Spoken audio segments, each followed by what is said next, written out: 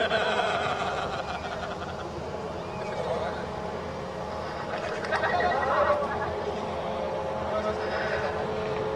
and gentlemen, welcome along to the 2019 CMS Plumbing Upper Wall Street Powerboat Spectacular. It's a beautiful day and we've got our juniors out on the course at the moment, just doing a bit of a demonstration. And while we've got these kids out here, if I could ask everybody to be upstanding, I've got a beautiful young lady named Kaylee McCall. She's going to sing our national anthem, so if I could get everybody upstanding.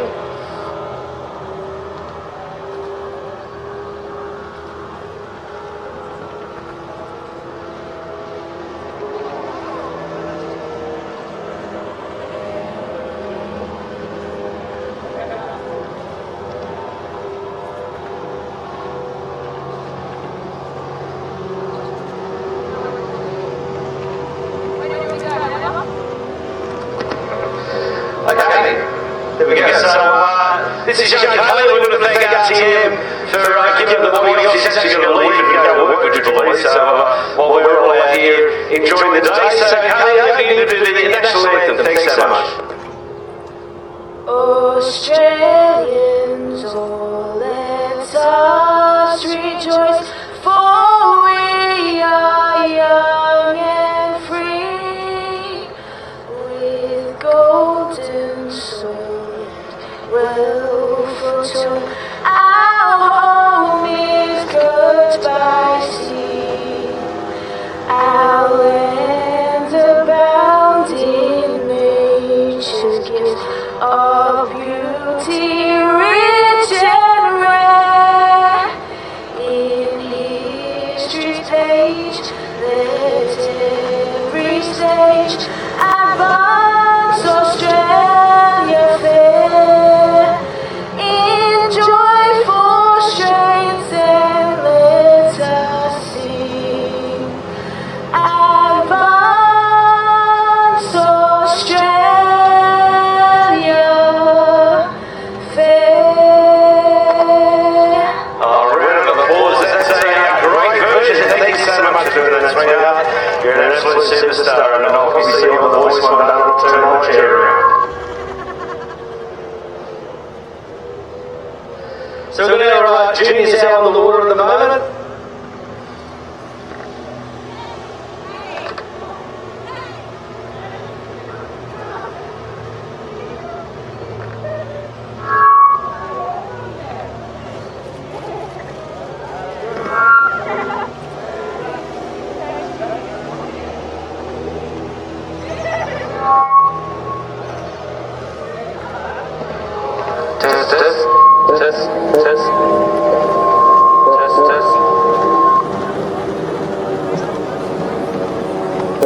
Test.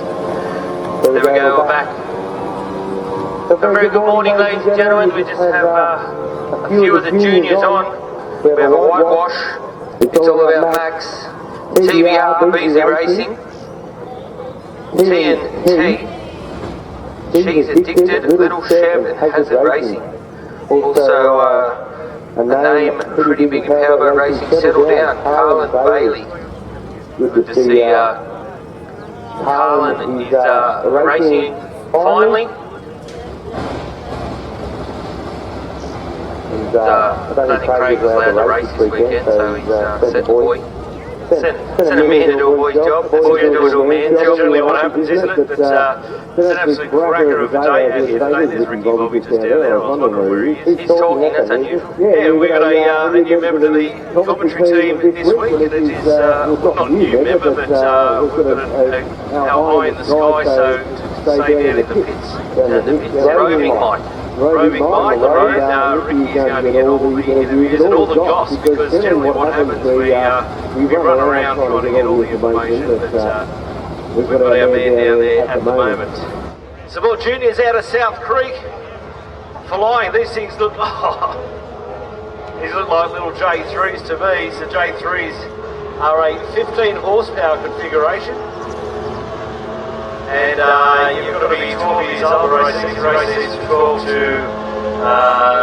15, 16 years old, I do believe. we've got out the water now, Trent. You've got, it looks like a whitewash.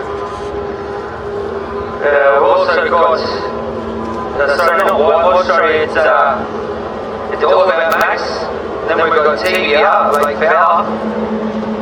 Also got Carl and Bailey. And then we've got the beautifully prepared She's Addicted by Summer Johnson. Yeah, little, hard to tell, they all look the same one. We've got Brad Beasley in the last chance. And if you do have children and do want to have a go at cowboy racing, then it's fun. Upper Cowboy Club does have a junior boat. You can come borrow it today. A lot of big names have driven that boat and did start getting that boat. So if you do want to have a go, the club does have a boat. So any juniors out there, I think it's currently a CD Marine getting fitted out.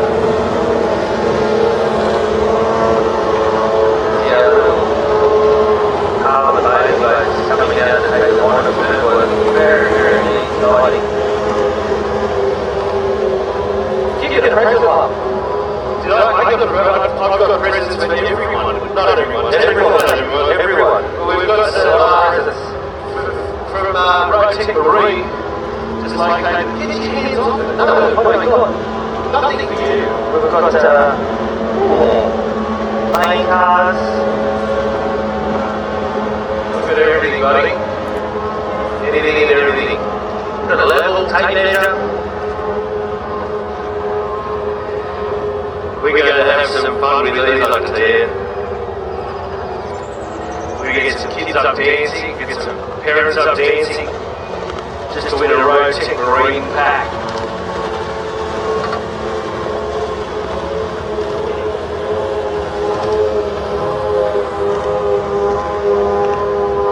This is the future of our sport right here, ladies and gentlemen, the future of our sport. Absolutely, some big names have started in this category. I'm just going to name a few small names. The likes of Troy Marlin, that's not a small name. There's not a small boy dolly there. Darren Mayfield, Clayton Hart, Craig Bailey, Ryan Chester.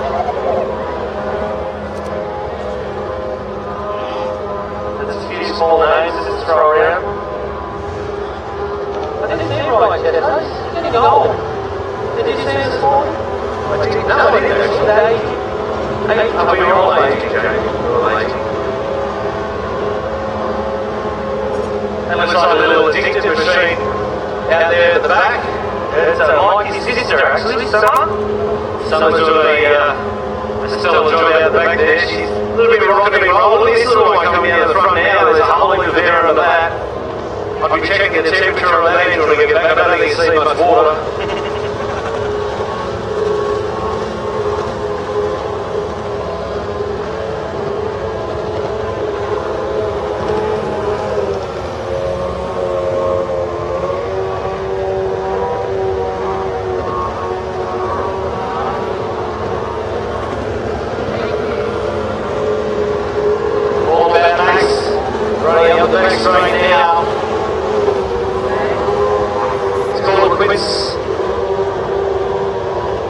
Some of these drivers, these young drivers, are actually obey the rules better than the senior drivers.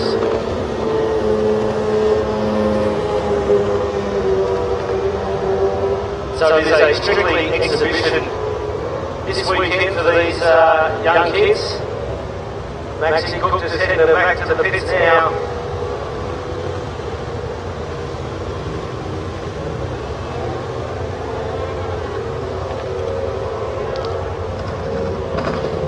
Blake Fowler is heading back as well.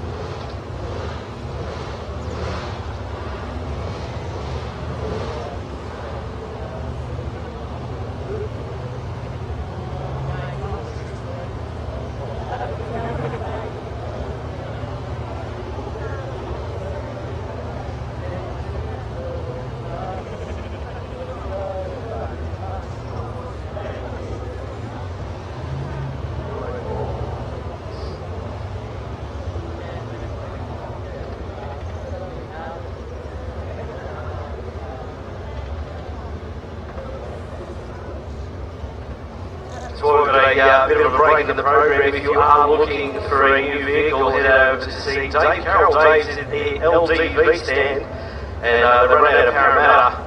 They've got some great deals on. We may even be able to get a spectacular deal.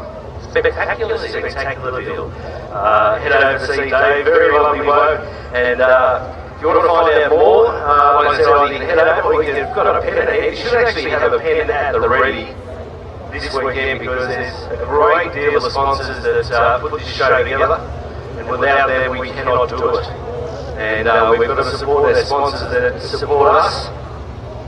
You can go and see Dave down at 334 to 336 Church Street in Granville, right in the heart of Auto Alley. They've got some great deals.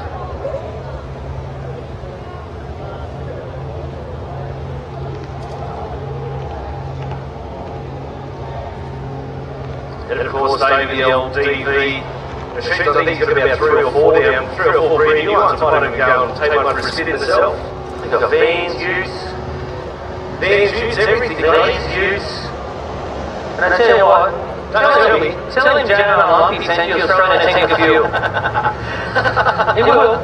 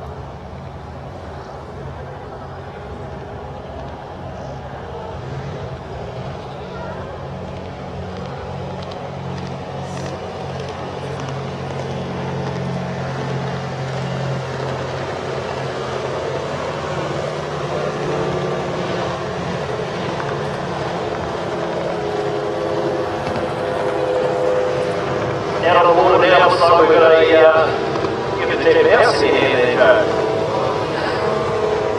Mousetrap. Got our juniors back out again, our J2s by the looks of it. J2s, these run a configuration of a 9.9 engine on these particular boats. Matthew Heather in that, we call that the commentator's rig, that little hazard racing boat. Why would that be, Lumpy? Because, yeah, I built that little boat over there, and being a commentator, I like things to stand out for us, so I made the commentator's rig boat, because some of them are all white. As you can see now, that one sticks out, which is great.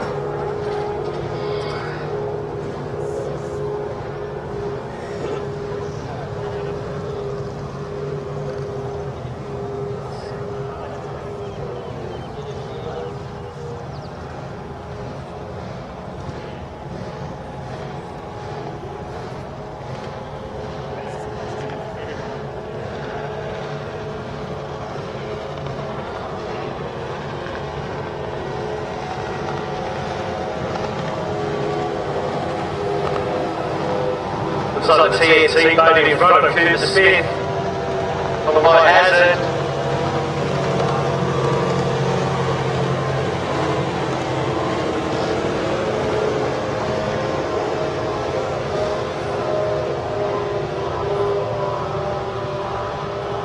And the sponsors of the juniors this weekend are Thurgood Pratt Racing. So thanks so much for sponsoring these guys. I'm sure they do appreciate it.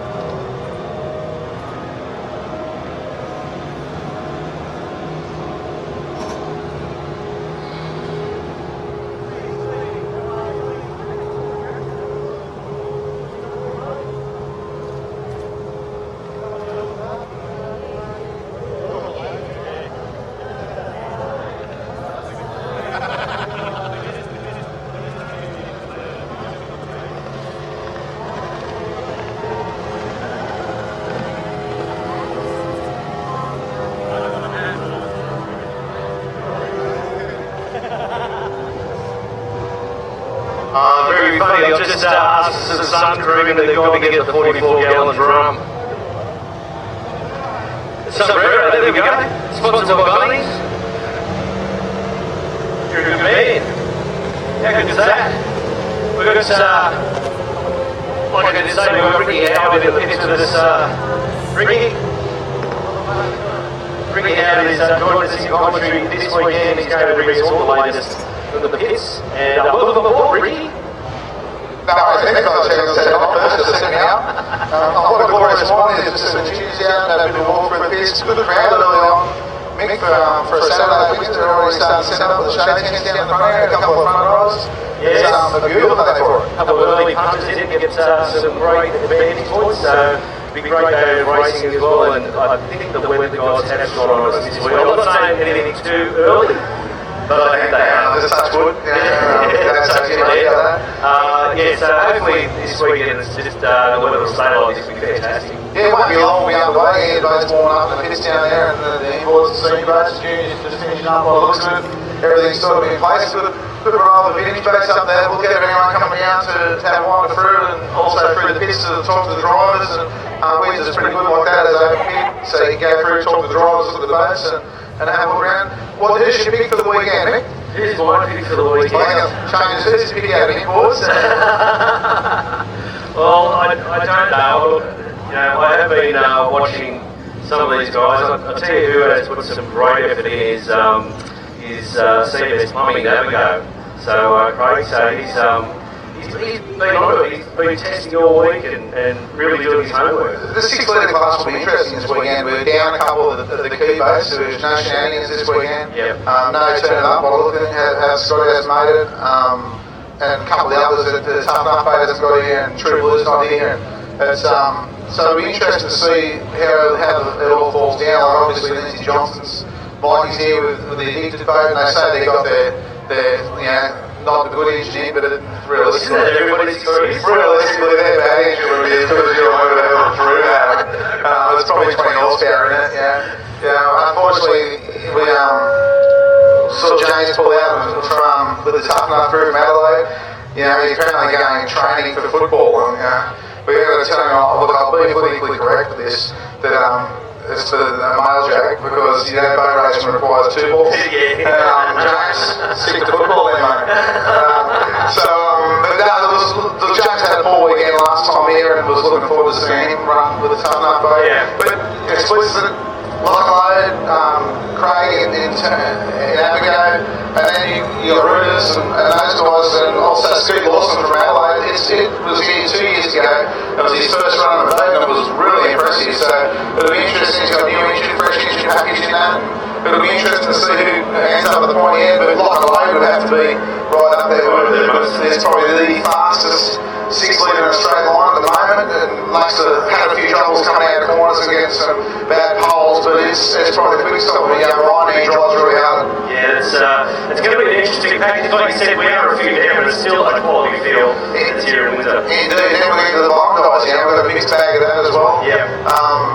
Probably look at the quickest boat that are there. We've got Rival and Culprit. They're probably pretty quick boats, big long boats.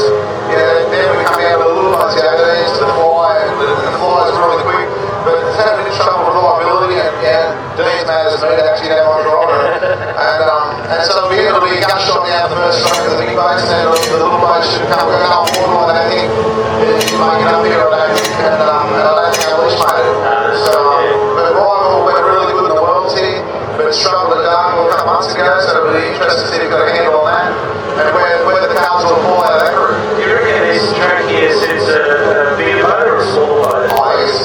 I think 18 suits the 18, like an 18 aircraft especially. Yeah. On water like this at the moment, it's pretty smooth. The big boats, with the big motors, got the terminal speed, but a bit slow around the corner. Unless you get lost to Chris Palmer, who's not even the outboard boat, these boats carries incredible corner speed. Yeah. And so that'll all come down to the likes of the fly and they're not too far down a mile an hour in those little boats, but the big boats should come off the line stronger and just get a bit of a head start.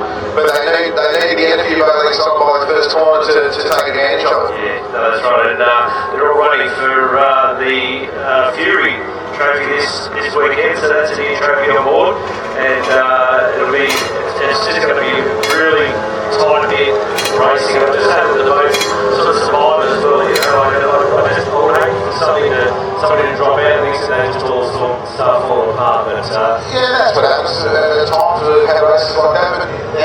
But it always works out that the race comes to the top, and the boats we did factor into that also. The Bulldog, still a relatively new combination. Came here last year, had a cracker weekend.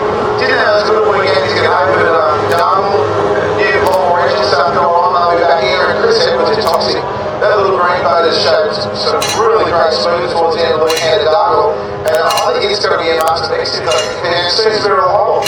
And you know what, you put in, thanks for that, our Commodore just having a bash there. And that's exactly right. And Christy on the wheelie toxic, I mean, that's just a recipe, isn't it? Yeah, and he was sort of the dark horse of the Worlds early in the year. He sort of had a race for a fair while and come out of the blue, and that boat was really impressive here at the Worlds and Andy Berry. And they snuck up on the Dargle. They probably started off a bit slow on the tune and kept creeping up, and had a problem in the last couple of races and didn't make the final, which I think was a bit of a disappointment because they would have been very impressive right up there in that final. Yeah. I'm impressed, looking forward to seeing how Chris winds up against the likes of the Fly, Charles playing against Evercraft, and his small ball gloves. Then you got Mal McCall that chasing with his little engine. Charles yesterday's got his little engine out as well. And he's like the old gun, and then you get down to the likes of Darren Fergus to possess boat. And still struggle a little bit with the possess. The side of the top possess, Chevy Chase on that. Same hole, same hole.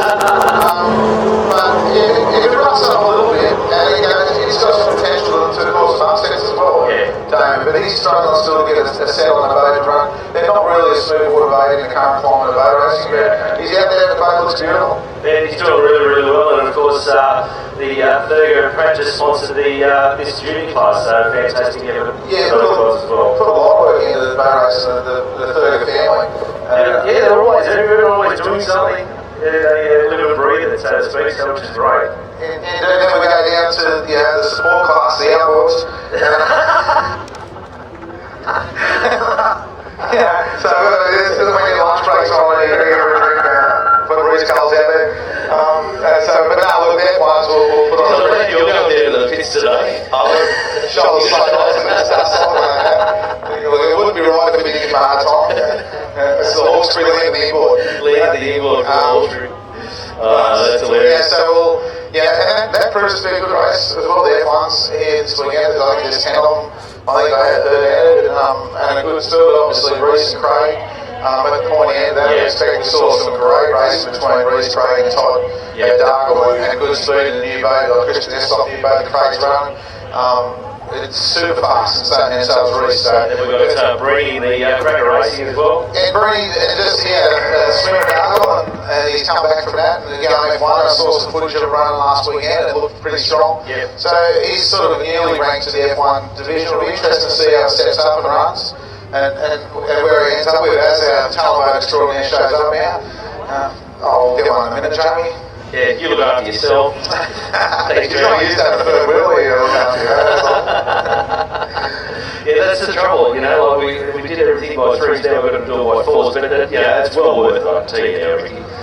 Yeah, indeed, it'll all be good. But no, the F1 class is looking really good at the moment. It'd be good if we get the likes of Trask back in amongst them all, and the Mackenzies and so forth all back, and the boat's running, and you'd have 6 or 7 really fast F1s straight up off the bat. And I think, Reese from previous, Reese and Craig are the two, I think you'll throw a blanket over for the weekend. Yeah, absolutely, yeah, for sure. I don't think it's Craig here. I didn't think he was coming. Oh, I could be wrong. I thought he was. Sorry, I might be wrong. Yeah, right. But definitely, especially Todd Leary as well. Like he's very fast. And Corey bought the Mackenzie boat, so I guess Corey will get it back together, and it'll be a very big class. Yeah, unfortunately, Corey's been staying under work and other commitments, and he hurt the engine there at Dargle. And work comes in front and get business going around and see the marine. But he will know he can drive them, and it's not a problem. He can swim them and drive them and brake. He can definitely swim. Takes him for a swim. He'll have a go. Something's going to happen when Corey's out there. But he's like a guy like a marine mechanic here, and he'll be disappointed not to make it, but he's just work comes first at the moment. Yeah, that's the thing, you know. Really, at the end of the day, if you can't work, you can't afford to do it. So, that's right. But yeah, he's going to be set screwed on as far as that's concerned anyway. You reckon? Do you think? Well, it was one thing, you know. Well, that's why we're the Irish saying the whole head on. We've got, what have we got coming up? First race away. We've got a new hat, the juniors. Yes, we've got a new hat, yes. That's good, yeah. Yeah, no, it's good. I think how he says to do with the guy later. It's straight from the working on it, man. They've got everything in there, everything. It's like a genie. Everything, I might have a look. No, everything. Well, this last year, I think we wanted a shade or an umbrella, and they bought it in the umbrella, and they bought it something else, some tapes, this and that. So yeah, everything's in that van. It's a wonder it doesn't get pulled over at a weight bridge. No, there was nothing to do with you. We weren't in it. So the Working On It crew doing a fantastic job with the live streaming this weekend. And but I think we've got, just have a look at that program there for us, James. Show me This program. yes, and see what. Secretary, take care of that. Don't muck it up either. Obviously, 5 litre class back this weekend here at Windsor as well, Mick.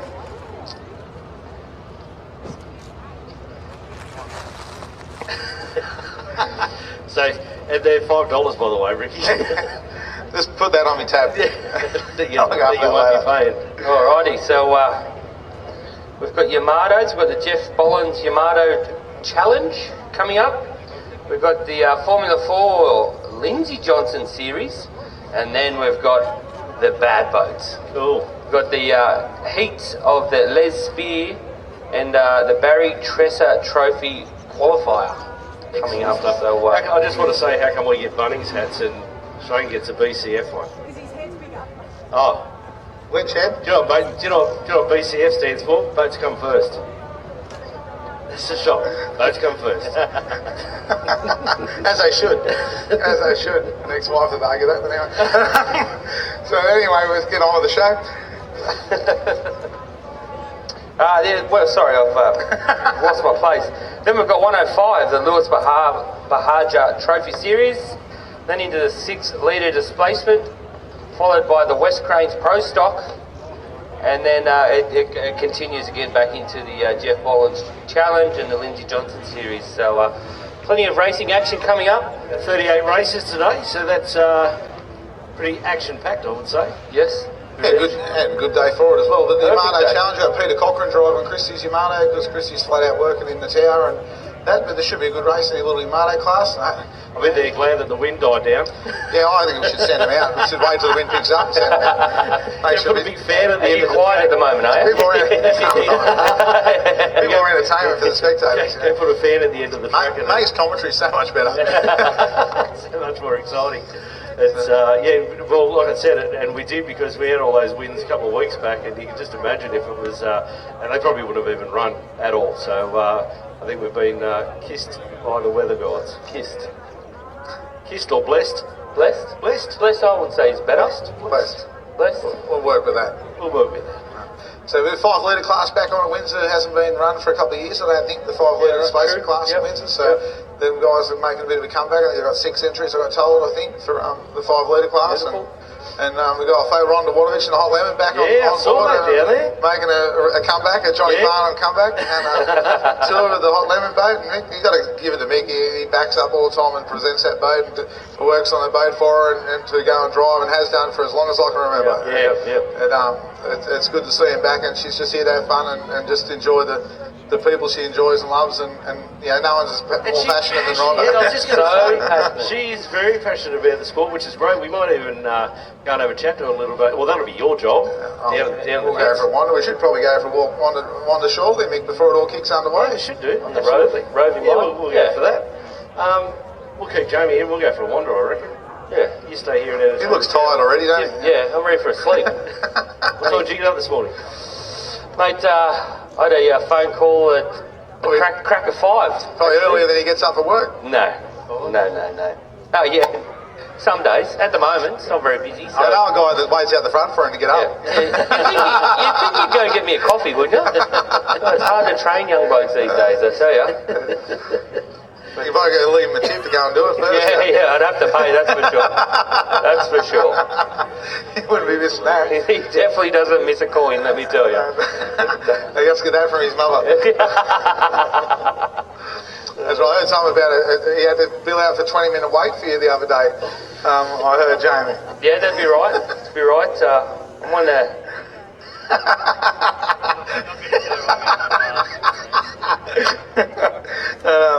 No, all good. 20 minutes, that's an early one. No, that was for you visited, you stopped at your dad's place for a 20-minute stopover. Oh. Mate. Gotta go, you gotta go. When you gotta go, you gotta go. If you can slip into somewhere nice and quiet and... Better than Macca's. Oh, yes, definitely better than Macca's. Or the Indian server. Yeah.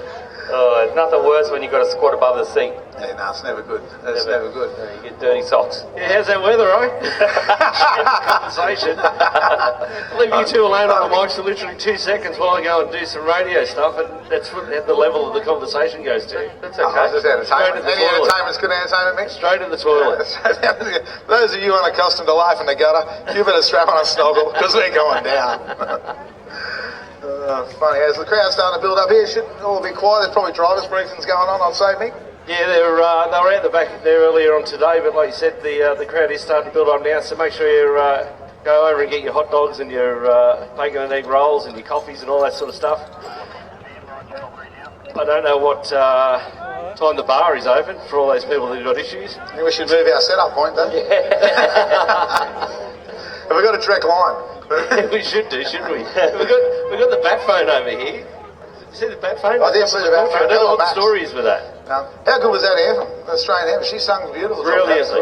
That was really good. That was really special. Yeah. Yeah, beautiful. All of you people that have just turned up, we had a lovely young lady sing the national anthem for us. And did a fantastic job. So she told us she had to get to work in a hurry, but she's over here feeding the face. I just saw that. I saw her having brekkie walking through the crowd. Oh, I got to go, guys. I got to go back to work. Here we were thinking, rotate Marie.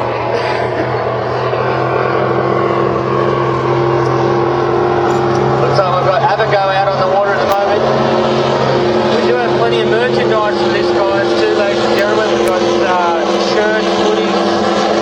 So get down. There's also water now in front of the train there as well.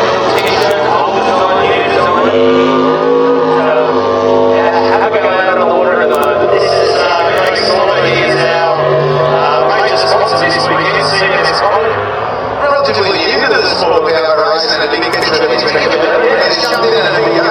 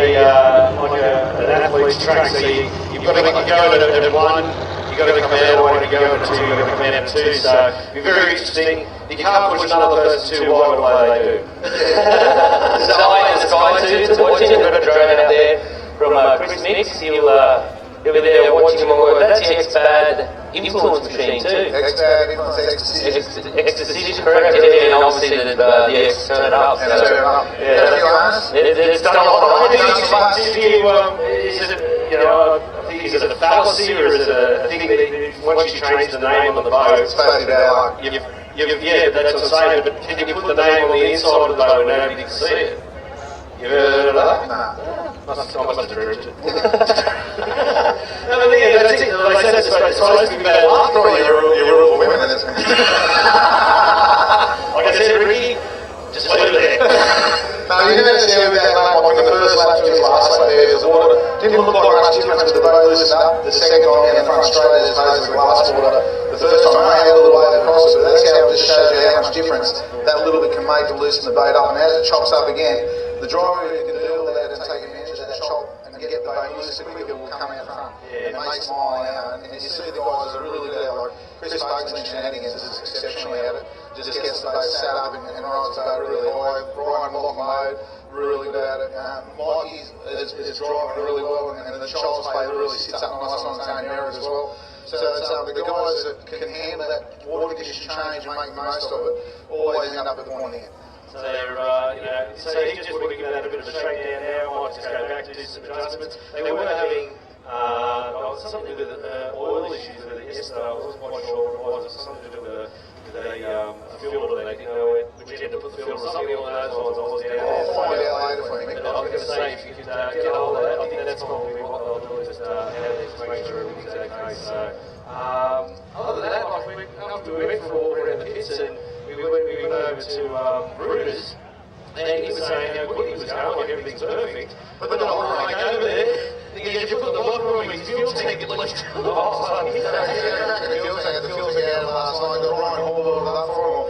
Ryan and Dave Satterley went up to Ryan's and had a wall there. And then it worked both ways apparently from what I'm hearing, because they went up there and Ryan had the wall, but they still taught him how to use it. So they got it all up and all back in the response. But they looked at me after we left, and there's a bit of fuel laying around on the bottom of the boat. Where's that come from? We got a bloody crack in the fuel tank. So a bit of a chase around last night, the hunt up some gear.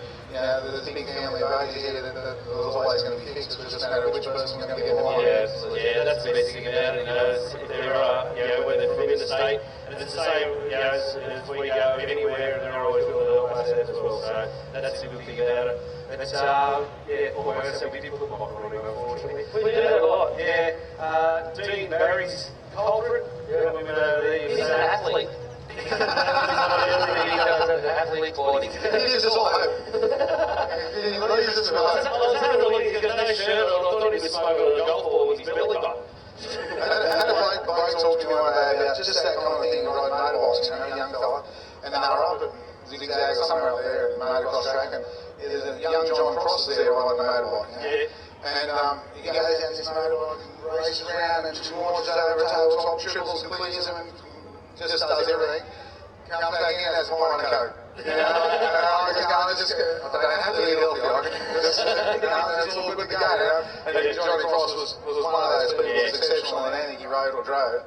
And but geez, he ate like shit and drank like the fitness wasn't there as an athlete, but he made up for it in talent. I remember a story that Al Smith was saying that many years ago when he was, this is Johnny Cross, when he was riding the bikes, and he was banned from some race, but he ended up putting all his stuff on and he revved his bike up in the pits. And then as the flag dropped, he come through the pits and was out the front of he's straight onto the track, through all the officials, right? And all the rest of the group's taken off to go and get him. He was going that quick that he ended up going off the other end of the track and couldn't turn the corner.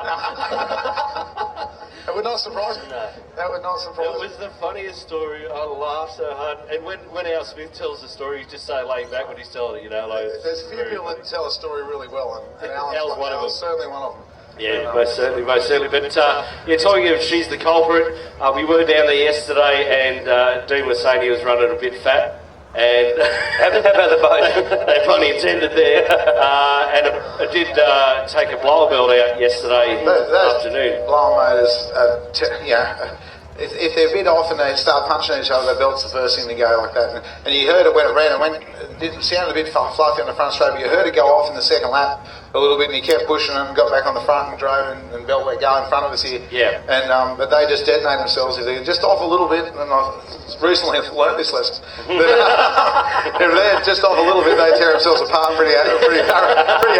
But that's what I always say. They're technically just like a grenade, and when you put it in there, you just pull the pin and just hope that it sticks together by the other end. Well, they put this blower on top of it, and its job is to blow everything from the top out the bottom. and sometimes it succeeds. Definitely succeeds. So they're great when they're working, but Jesus, they're a headache. Yeah. I've heard a few people say if you want to wreck a good engine, put a blower on it. Exactly. I'll let me drive it. I've heard that one too. That's usually wreck a good boat. So forth. But that's Look, it's a credit to the guys that do get a handle on them and for sure. and make them work properly. It's not just to throw in the wind and piss in the wind and see what happens. It's an art, you know, and to get it running right and clean, and it takes some skill to do it and some understanding of air and temperatures and how it all works. And there's more to it probably than I thought before we started playing down the lines as well. You know, playing with carburetors is simple. You know, and the biggest thing with a carburetor injection, unless you run it really lean, you don't really hurt it by being too rich. Or a blower, you put it in there rich and punch it in there, it punches itself apart. It's just hydraulics, it hates it. That's exactly right. And then you hate it. And then your missus hates it, and everybody hates it. And then your missus hates you. Right back where I started. They say a lot of things go full circle. We've got some boats out on the water now, Ricky, and you make me laugh, Howard. This would be the, I do believe they're like the Yamatos or the 25s, somewhere along those lines, 550cc class. This could be the Jeff Boylan Challenge, is I would it? say so, yeah. No, it's not 550. Here we go. 25 Outboard Series Challenge Series, it's called. This race 2. 25 550 Outboard Challenge. 25, 550. I was right. You're right, correct. Yeah, I should doubt myself. You should. Sponsored by Anti-Embroidery. There's a long time sponsored by AAC. Yeah, it's been around a long time, yeah. As long as I can sort of remember, they're tied up with embroidery for bonus shirts. You tell us what's happening. Look at the shirts we're wearing.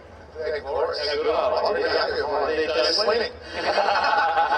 They said to me, they said, Muppy, what shirts do you want? I said, anything that makes me look skinny. So straight up it was black. Which is really I love flying there. We can say black slimming. It is. Yeah, absolutely. I reckon I lost 10 kilos when I put it on. And there's a good thing with the teal, I must add. It's a great thing with the teal, but the thing was they had to bring over another ship from China just for Ricky's design shirts. But yeah, done by Anti-Embroidery. Fantastic. They must thank Wiltshire for organising them for us. Christian, Yeah, absolutely. That's fantastic. Great shirts. It's like we're on the team. It is almost like we're organised. I just had a funny joke with her standing. Geez, I tell you what, we look good. I really feel like you did that as well. Speak for yourself. Got a bucket? I don't know, go and ask the workman on a crew. I reckon they've probably got anything there. Never fussy. So the 25s down there on the round, they'll be just letting the water settle and getting organised, and we'll see our first race in the program. First senior race in the program, I should say. So Genius Point of the Future, Genius 7 already on it. Rolf Standish is tuning into the live stream, by the way. Rolfie. Hey, Rolf. Good to lay down around. Thanks for not a bad photo. Yeah, he's alright, isn't he? Still doesn't make me look any skinnier. Sure, they can get different lenses to go on that. They come down to start, Nick. I'll let you call me down.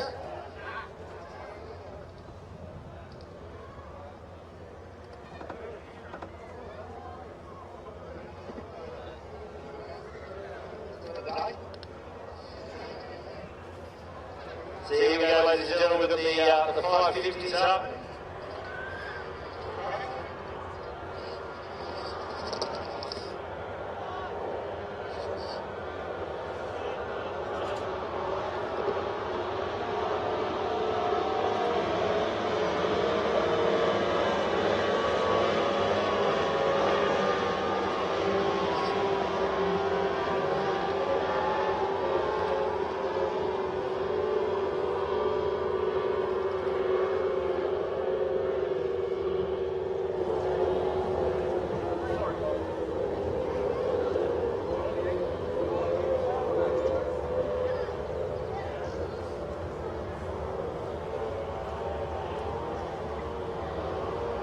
They come down on the, I think it's the Power Connect front straight. Michael Lowe, Ryan Hancock takes the ram for the first time for the first lap, looking very smooth. Still a distant machine out the back. Nathan Stevens, that's what we call a little F4. F5, it is. F5 machine. and that's sort of where they step up from out of juniors. It's all Brian Hancock at the moment out in the front.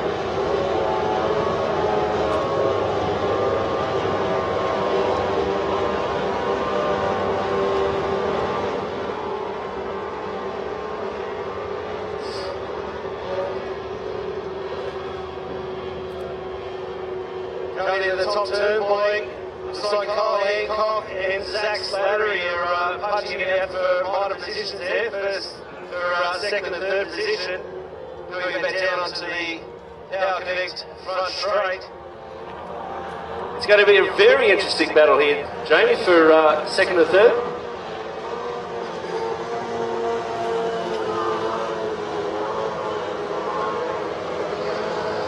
Look at this, they're really starting to bring it down to the line. A little tight machine all the way from Adelaide on the outside. Can't see the flag, but very, very close.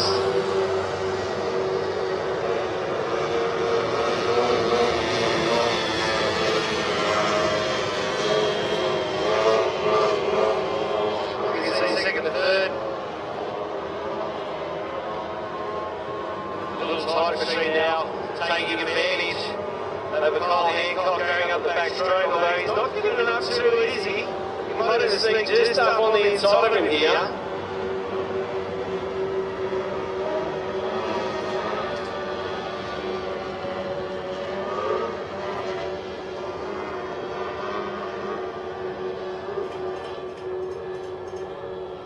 They're coming down for one lap to go.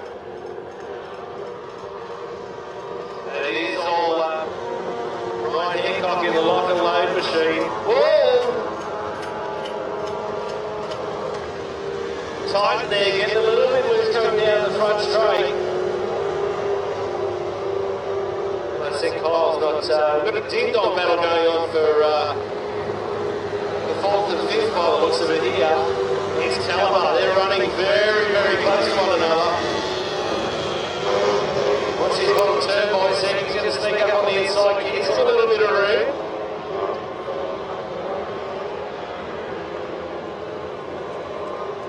Hold on to it. Turn probably not as smooth as what he wanted it to be, but nevertheless, stayed in the boat, that's the main thing. Brian Hancock now coming down to take the check flag. The first of the senior races. It's our 25s, 550 class.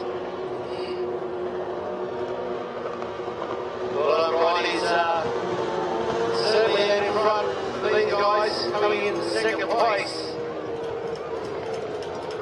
All the way from Adelaide, got Zach Slattery, Titan, Kyle Hancock. The Horseshoe Powerway Club.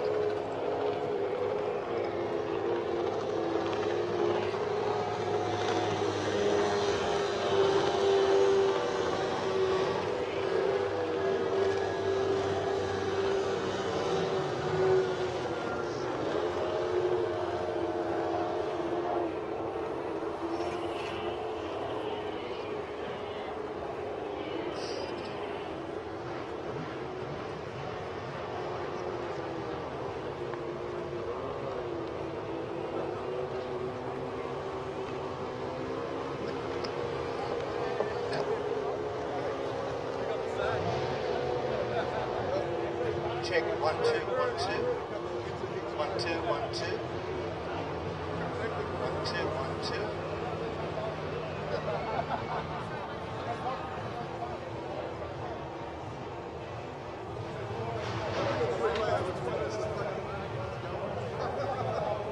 One, two, 1 2.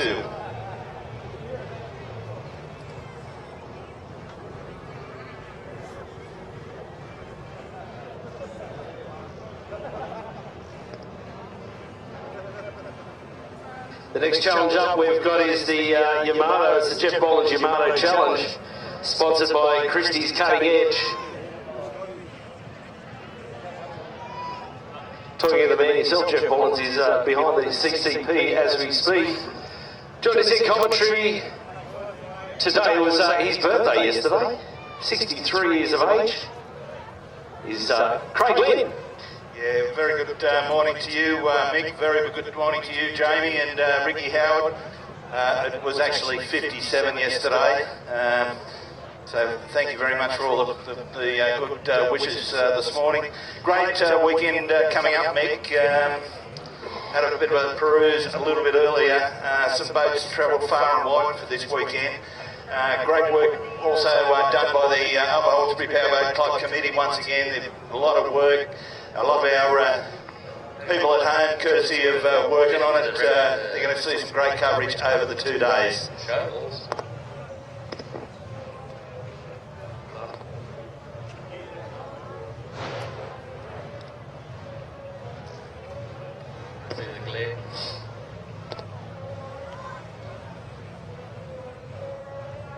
So we got the starters for the Jet Bowl and Yamato Challenge. The Torturer, that'll be Dave Connolly, he's out of 1, Viper out of 2, Outlaw 3, Lock and Load out of 4. So we might see Brian Hancock doubling up here, as is his son, Outlaw Kyle Hancock. And of course, this is probably the man to beat, Adam Peck in Viper.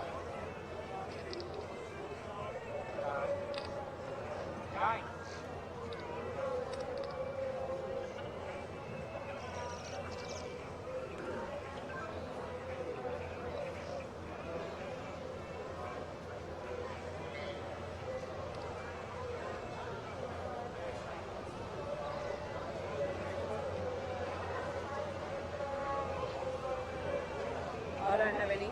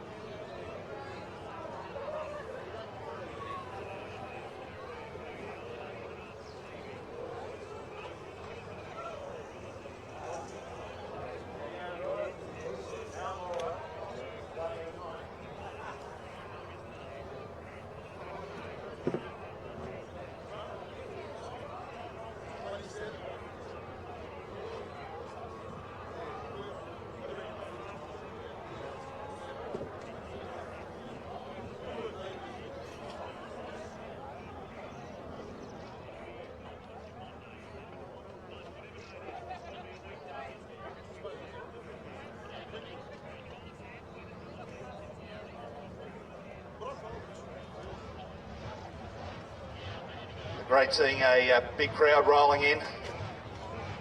Probably one of the best viewing areas in the country. Of course, we've got a number of food and drink vendors all over the course. We've got the bar area located either side of the clubhouse. We've got 2 venues there. We've got the Alf Shacker,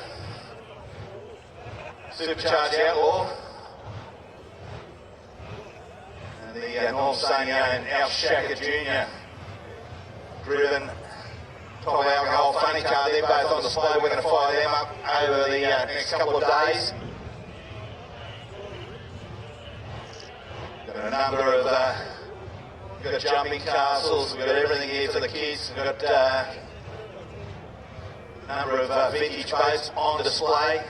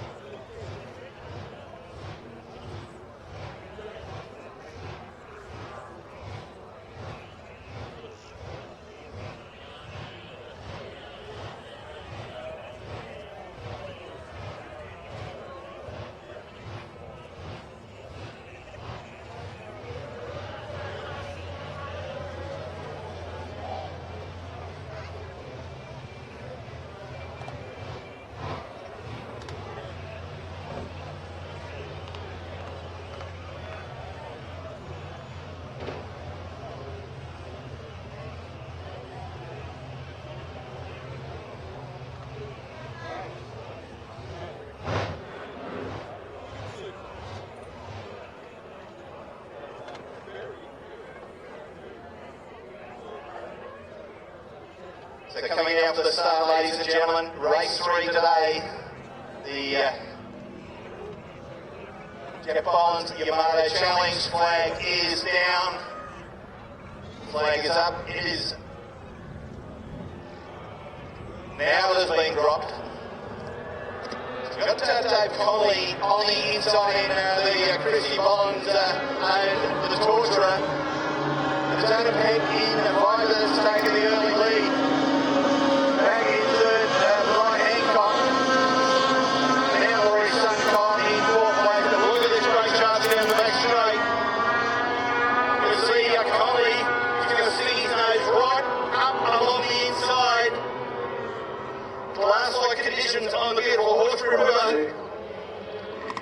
Look at this. Connolly's come on the inside of the younger Peck here. Connolly showing his experience. Look at this drag race up the main straight first time round. But it's Peck.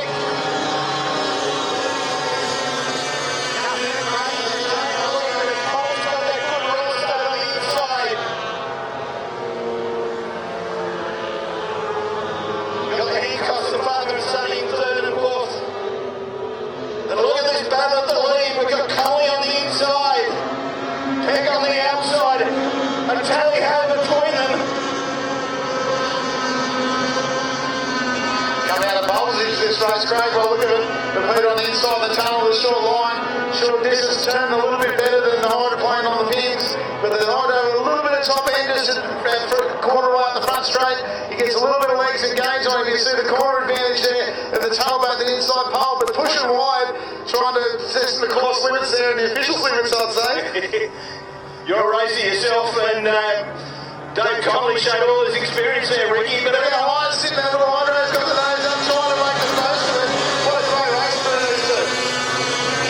And Viper just leading the way, just got a little bit of an advantage in that corner.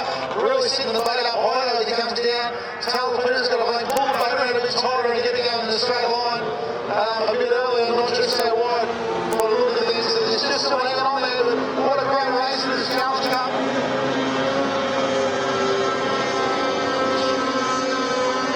Still Peck holding on, but this is where Connolly makes up a lot of ground.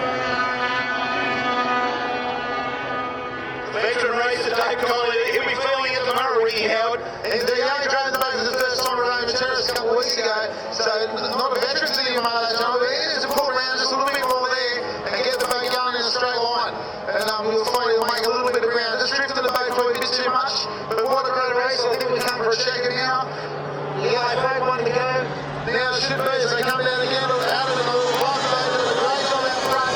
Just got the advantage right now. Yeah, so your flag being displayed one more, but I tell you what, as Peck shook off the challenge of Connolly, you can see Peck came in a little bit tighter, but even tighter. Oh, and Connolly's made up a lot of ground once again. But Peck puts a pedal to the metal, and Jeremy goes down the back straight. All the time. Those drivers driving flawless races at the moment. It's a bit of a lead there, Adam, in five, but he's in a bad water and makes a bug up, but won't take long to lose it. But we see the Bolts machine in second place, and Peter Crocker really trying to push, but the advantage is there from Viper now. Just got enough in front to be a bit safe. You see, Peter pulls in a bit tighter this time to try and make a bit of ground up on him as they come down together. What a fantastic race.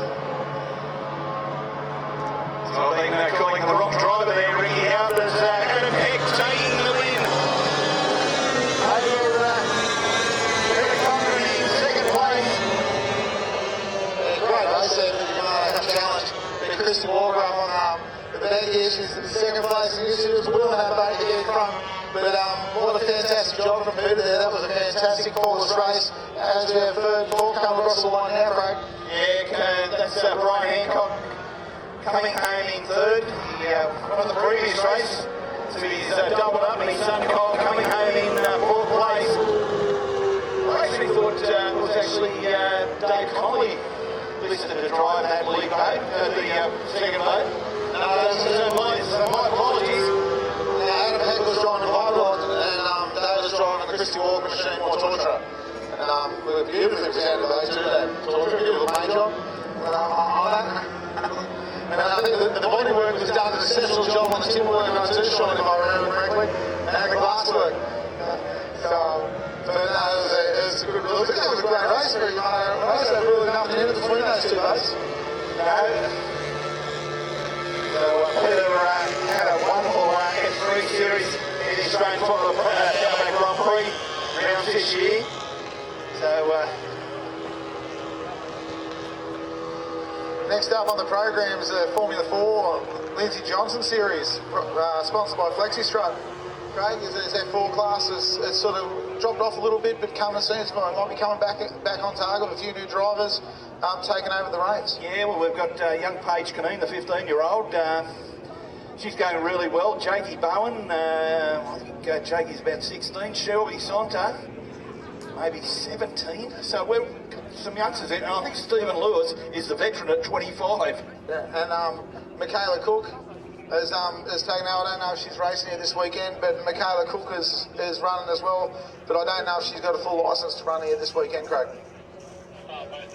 No, I think there's some testing to be done there. I think she's going to spend a fair bit of time in the boat with some of our club days coming up. So yeah, which is it's all good for young people into the sport and taking over, and Lindsay Johnson sponsoring the class to push it all forward. So that's a fantastic thing for the sport. yeah, it certainly is, and doing similar things to what your daughter, with Kevin Parker. He's done a wonderful job with your daughter this year. Yeah, indeed. Much thanks to Kev for all, and Robin for all they do for Tyler to have the drive there through the Wasp racing machine. She's thoroughly enjoyed it. Had some bad luck early on in the series last year after a fantastic start, and then played pretty much from then on all year with mechanical issues and just didn't have a great season trying to tie laps together, unfortunately. Not due to anyone's fault, just things that go wrong in racing. You have seasons like that. But we'll see what happens. She's got a bit of uni on this year, so I don't know how much time she's going to get in the seat this year. But we'll get her out there and playing, and she's a good little driver, and she'll go a long way if she wants to keep doing it. Well, certainly got the bloodlines. F4's coming down from the start now, Craig. We've just got the 3. So Shelby Sonner's the 22. The 25 will be Paige Caneen. I think it's the number 40. I think that's Jakey Bowen. That's the red and white boat.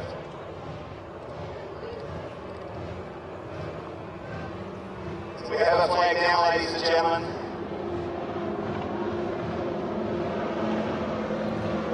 So the 22 on the inside, the Queenslander, Shelby Sonda. She's gone to the early lead. On the outside, Jake Bowen, and through the centre in pole 2, Paige Caneen.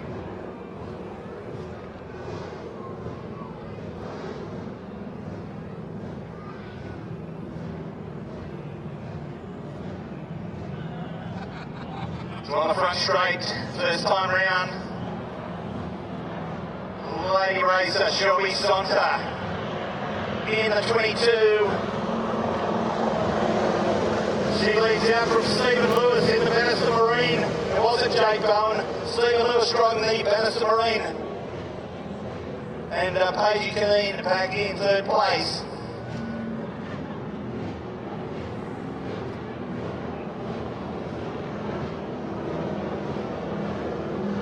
A number of you will remember Shelby at the corresponding meeting last year had a big moment about halfway along the straight, the boat practically vertical. She brought it back down.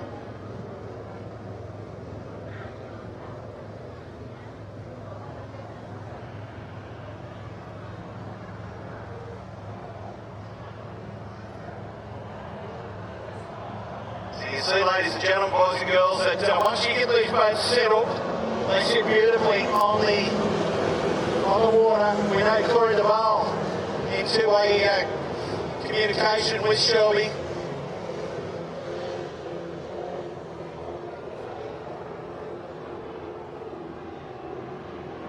So Stephen, he's opened up a little bit of a gap over Paige in 3rd.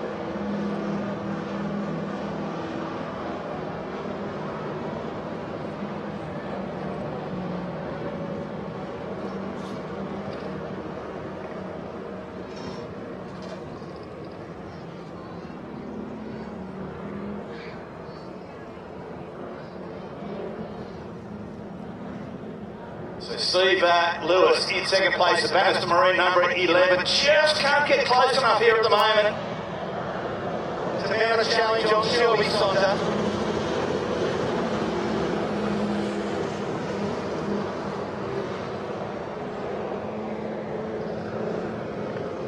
Paige Caneen, not too long out of the Form of the Future class.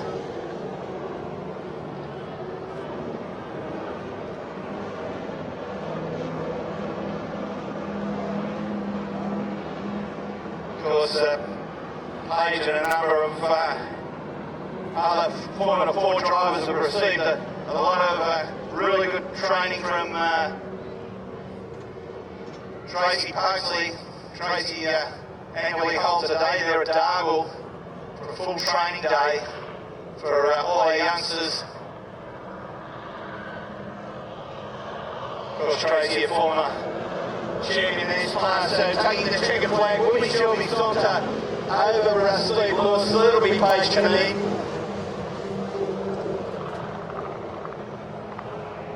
That is our first race for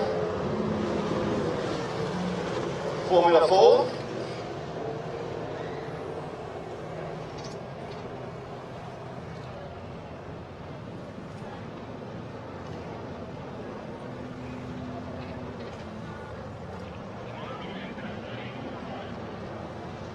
That race, part of the Lindsay Johnson series, so very big thank you to Lindsay from Flexi Strut, Australia.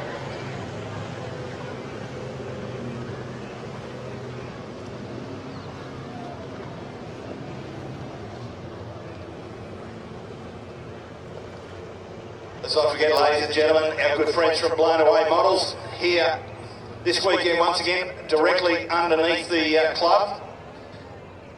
Got all your custom-made boats for sale, so come down and have a look. Replica boats and their trailers, $35. Some all your favourite boats here this weekend. Of course, they've got the race boats on the slot car track.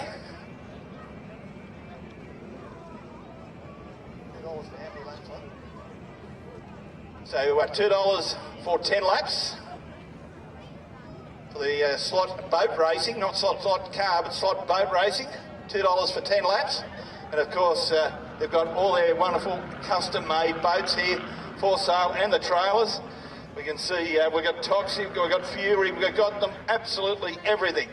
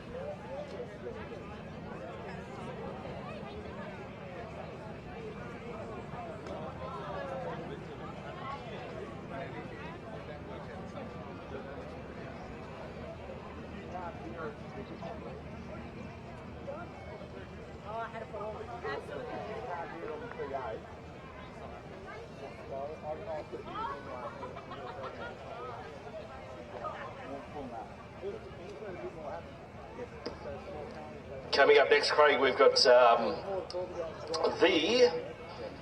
first of the unlimited displacement. We've got Bulldog out of pole 1, she's the culprit out of pole 2, Chevy Chase out of pole 3, and Toxic out of pole 4. So this is going to be an absolute cracker. Yeah, we've got some very, very good boats here. Of course, Jamie McCutcheon, driver of Bulldog, in the pro stock class, he had some titanic battles with Tony Willis over the years, and the last 2 years he stepped up to the big boat.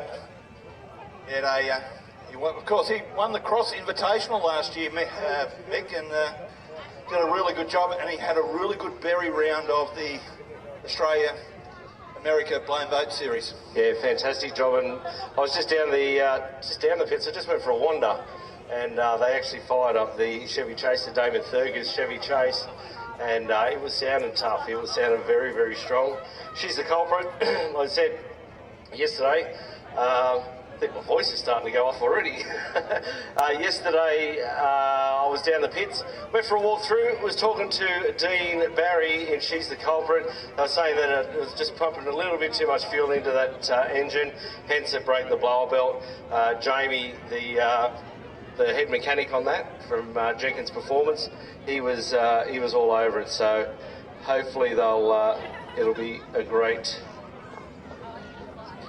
Hopefully it'll be a work out for them and he'll get it back on the water.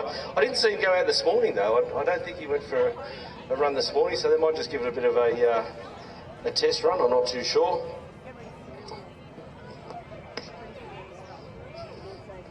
Oh, there we go. Just some inside information. We did hear that perhaps an engine change in Chevy Chase last night, so hence why they were firing it all up. We get our ear to the ground, literally. How was practice yesterday?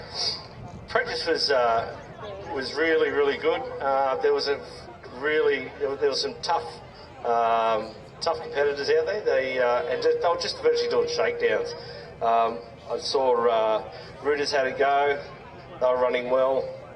I spoke to Andrew Walmsley from Joe Jr. He was pretty happy with his setup, running the Ford engine in that. I asked him what size it was, and he said 6 litre, but he wouldn't tell us exactly. So they keep a lot of secrets. And I've just heard now, I think they may be doing a smaller race. I think they might even do another little 25 race before the blown boats, I think. Tell you what, it's not a good time to be a commentator. Flying ants are absolutely everywhere here, Mick. Yeah, I know. I don't know whether they come out of the working on a van or not. They get everything else. Look, they got the doors open. That must have been they're from Albury.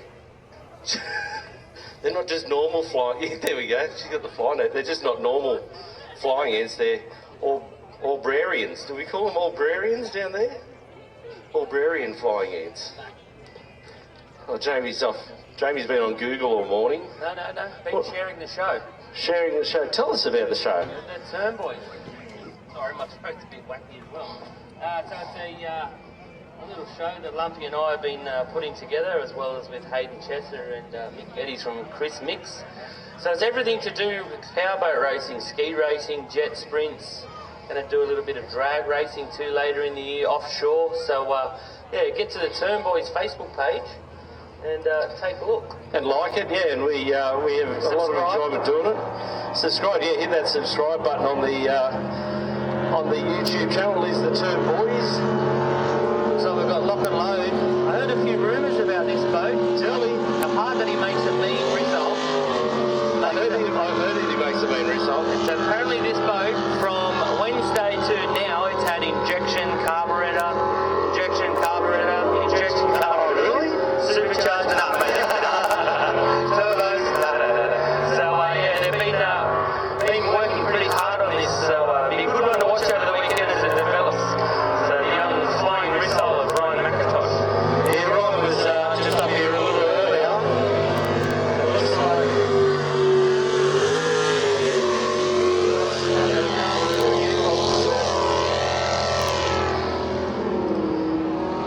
Just give it a bit of a shakedown and bring the tap on this boat a little bit earlier. I did talk about it, saying how competitive and quick it will be.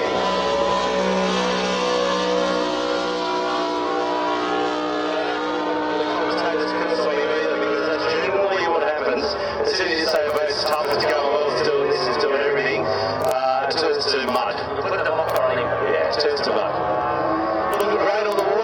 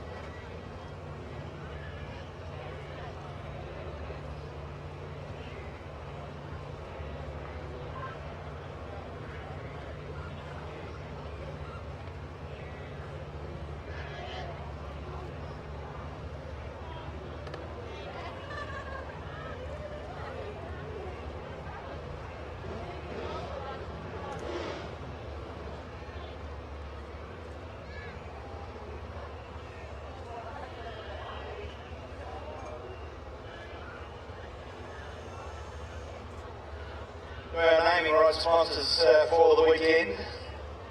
Our chief sponsor, CMS Plumbing, they are our start finish boy. Power Connect Services, Tommy Carl, the Liberty front straight. Contrast Printing are our back straight. Bridge Turn Boy, Coley's Tow Bars and Bull Bars. Lakes Marine, Creek Turn Boy. Our pole boat, of course, brought to us by Healthy Lifestyle and Living.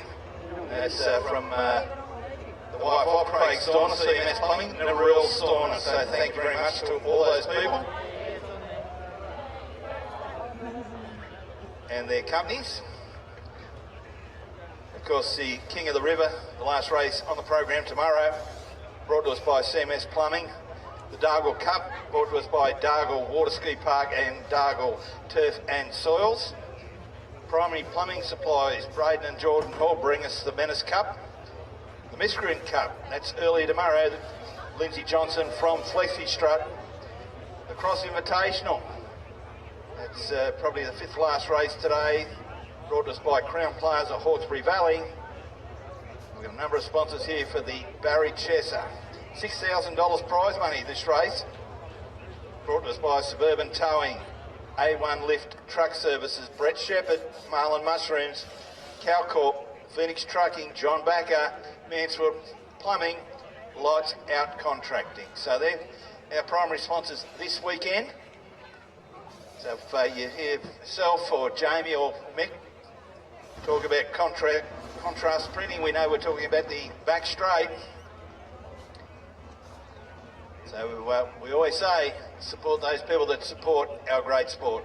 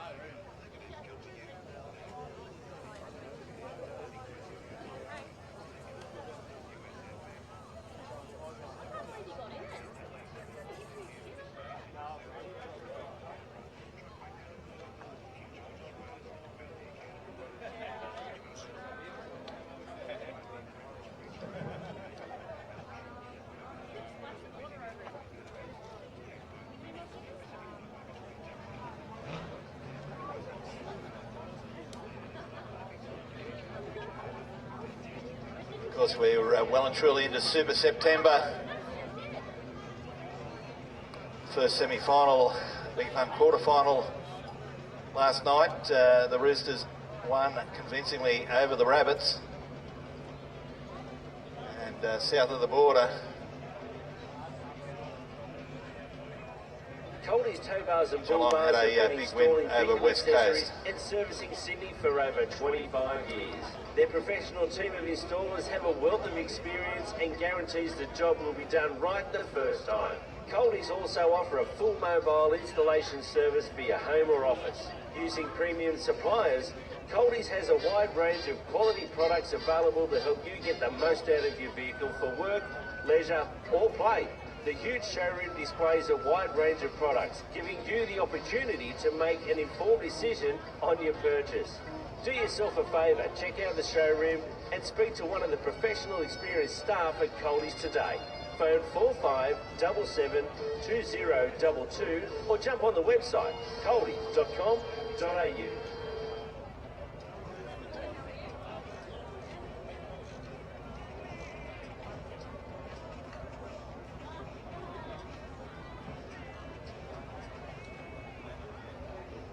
Flexi Strut Australia is a specialist manufacturer of pipe support products intended for the construction industry. Flexi Strut employs a sales team that come to you or go direct to building sites and evaluate and advise the best and most economical use of their products they offer. Flexi Strut Australia delivers to various building projects on a day-to-day basis. They also sell products to wholesalers of plumbing materials. Products manufactured by FlexiStrut Australia are often purchased directly by contractors and integrated into major component lots, and are shipped into projects locally, interstate or internationally with their own requirements. Head office is situated in Cheltenham, Victoria. 039555 7700. New South Wales office, Cosgrove Road, Strathfield South. 02 9642 4800. Or go to their website, flexistrutaustralia.com.au.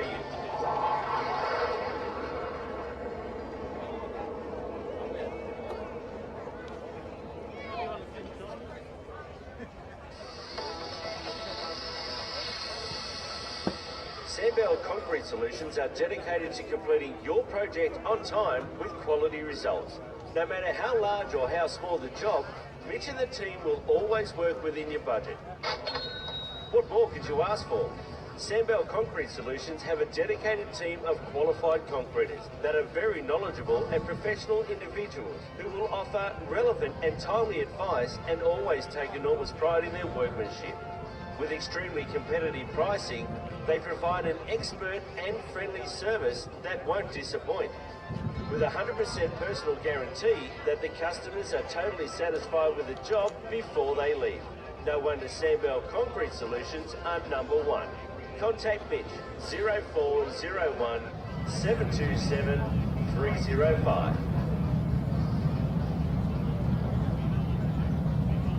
West Cranes, locally located on Windsor Road, are your crane hire specialists. With 7-day mobile crane hire that services the Sydney metropolitan and outer areas. West Cranes can provide cranes for any job requirements, from a 12-tonne freighter right up to a 100-tonne all-terrain, so there's no job this team can't do. Free on-site inspections available with extremely competitive rates. West Cranes, number 1 Windsor Road, Vineyard. For a quote, call 1300 878 033.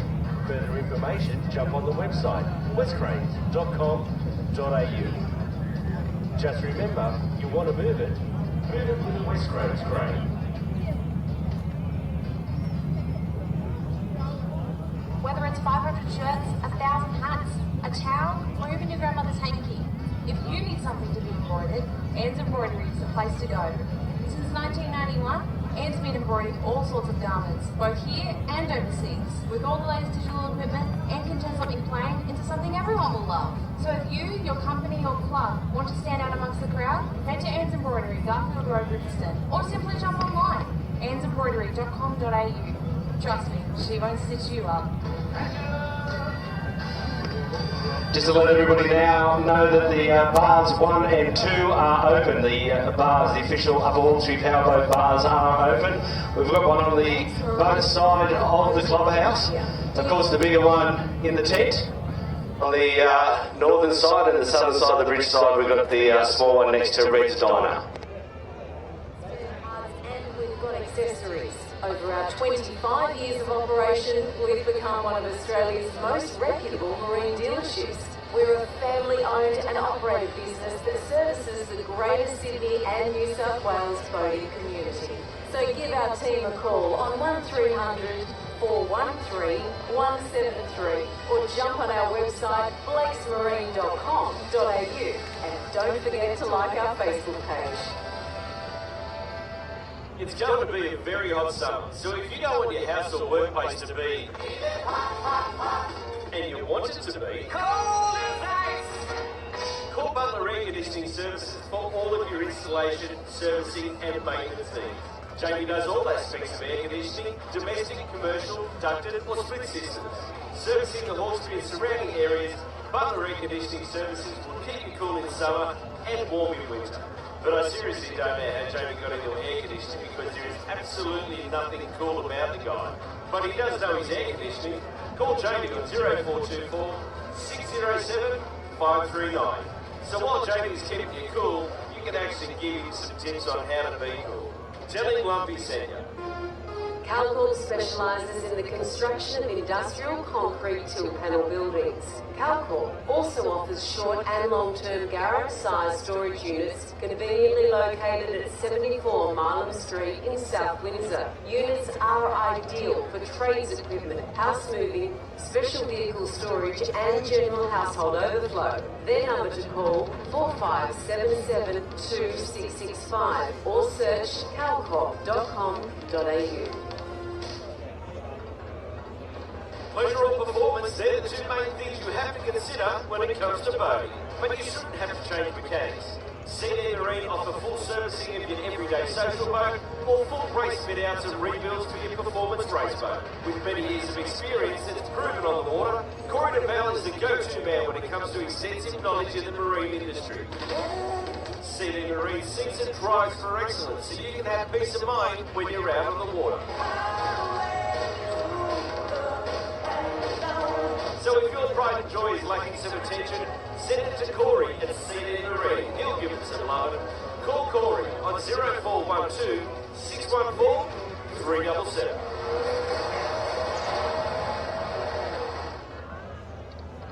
Hear that? It's time to get your business looking smart before time runs out.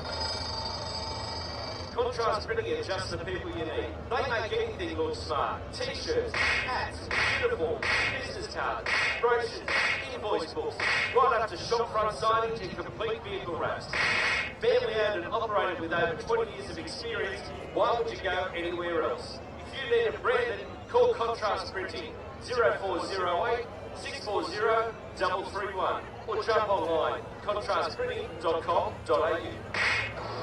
Crown Plaza Hawkesbury Valley is a 4-star hotel, resort and spa situated on 8 hectares of stunning mixed-use landscape. It's located just 5 minutes from Governor Phillip Park, and the resort and spa specialises in amazing food, retreats, social events, weddings and functions. Crown Plaza provides a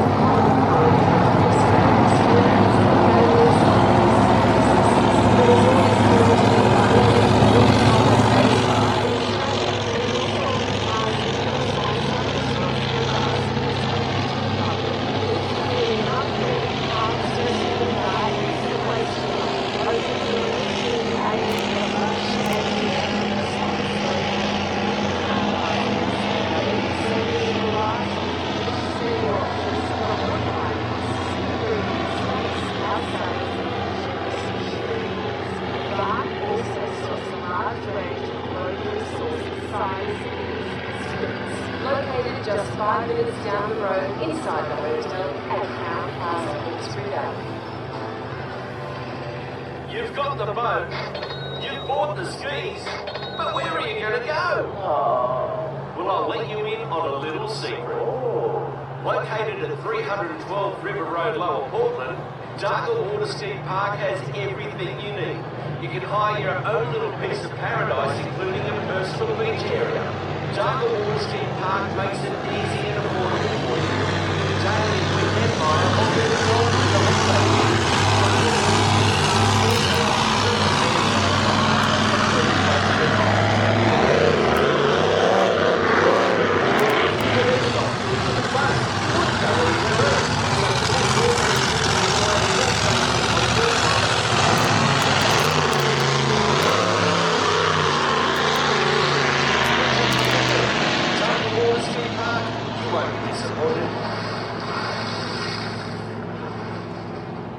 Dargle Turf and Soil Supplies are the experts in their field. No pun intended. But for all of your turf and soil supplies, you'd be crazy not to go straight to the people that produce it. Wayne and Chris can give you all the advice you need when it comes to making your yard look great. You can even choose your own turf with matching soil. Dargle Turf and Soil Supplies also offer delivery as well as laying services. For turf, call Wayne on 0439 421 840, and for soil, call Chris 0413 843 908. No matter how big or how small the job, these guys literally have you covered. Where did you come from? Where did you go? Where did you come from, Cotton Eye Joe? don't let your water tank run dry this summer. H2O To Go are suppliers who can deliver domestic or commercial quantities of water throughout the Greater Hawkesbury and beyond. H2O can deliver high-quality food-grade water for drinking and bathing or for industrial purposes such as mine sites and civil works. They'll even come and fill your pool. Quality Mates water delivered to you 7 days a week. Alright, ladies and gentlemen, we know what those bells mean.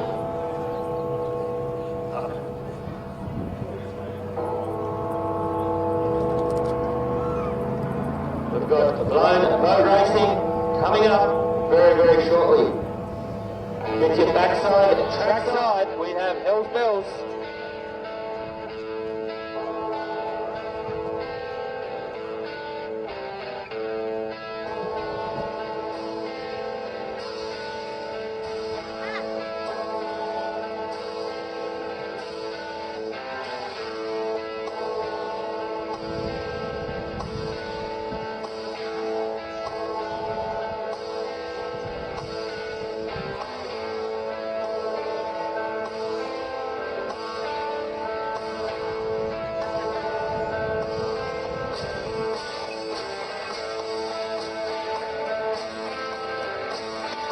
Okay, here we go, the first round, or the first heat I should say. This is for the Fury Trophy. It's the blow boats, the bells are out, and it's blow boats at Windsor for 2019, spectacular.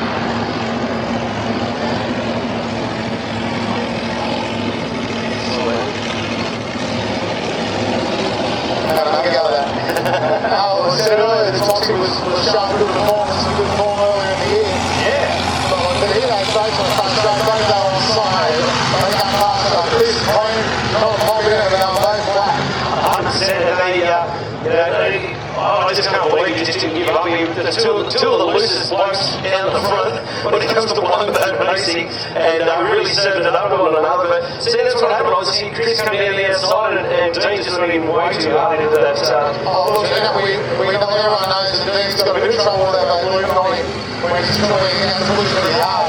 And you can see probably 20 metres before that corner that he was in trouble with that. The boat got set up on the nose a little bit, and you see the scuttle before he got there. Yeah. in the corner. So Chris was obviously trying to put the pressure on. And steering in, well, doing credit, he was going to try and race it to the end. Absolutely. The first race of the day, and it was on for young Hull. But I tell you what, there'll be some good photos in that back straight, and they both popped out of that back corner, and hung both on hung the nose like for the first 150 metres of the straight. It was insane, and yeah, some great shots. I think Kuno from Kuno's shots is down there at the bank. I think I saw John Mosher around as well. So, boys, there'll be some good photos. Always come here, and those guys do take some great photos. All available. they still don't make me look skinny. Well, that works on that. It's called Photoshop. But how great a race, the first line of the race today. It doesn't get better than that. It doesn't. I can go home now, Jamie. To the bar. I'm off to the bar, then you can go. I go home while we do to Australia. I'm not going home this morning. It'll be cheaper for the apple orchard if I go home. Hey, I'll tell you what, boys, that's probably the quickest I've seen the toxic bait go. And do you see Ricky Howard, the big fist pump over the checkered flag? Yes. Yeah, Chris was pretty happy, eh? He was. I saw that. I don't know whether Look, anybody he was saw it. extremely disappointed that Dargle, they didn't get going for the final. Didn't make it into the finals. Yep. The race at Dargle. He was pretty down on himself to not make it in there, and that's why, because he knew the boat had some more potential and they were getting there, and we saw it get better every race that weekend. But like I said, back at the Worlds in January, it showed some great form and great for the time it had on the water, back on the water. It was I was impressed with it then, and that's why we were talking earlier, and I said it was probably one of the waters that's going to go well. And it sounded crisp and clean. Look, you got to give it to Colin Johns, that is involved in, I'm pretty sure still involved in the engine of that. He does a bloody good tune, eh? Like, you know, never hear one of his engines not run pretty good straight out of the hat. Like he's on the ball. We were talking about tune-ups, and you got to give Colin some credit for that. That thing runs as good as it does because of Colin's tune. And that's exactly what you were saying this morning when we were talking about blown boats and how finicky they are to get the tune right. And there you go. And obviously the boys in She's the Culprit, James has tuned up that, and well, they've got it back on song again. Didn't do a blower belt or anything like that, so they seem to have sorted that out. But that, you know, he said if that's going to be the quality of racing for the whole weekend, we are in for a hell of a weekend. Yeah, looking forward to it. It's going to be fantastic. Next heat, get it out there. Yeah, I'm ready. Hey, we're ready. We're ready to go. Get it happening. As we see one come out now. Looks like it might be the rival boat. Yeah, it looks like Johnny Backer and the rival. Like I said, we went really well here in the Worlds.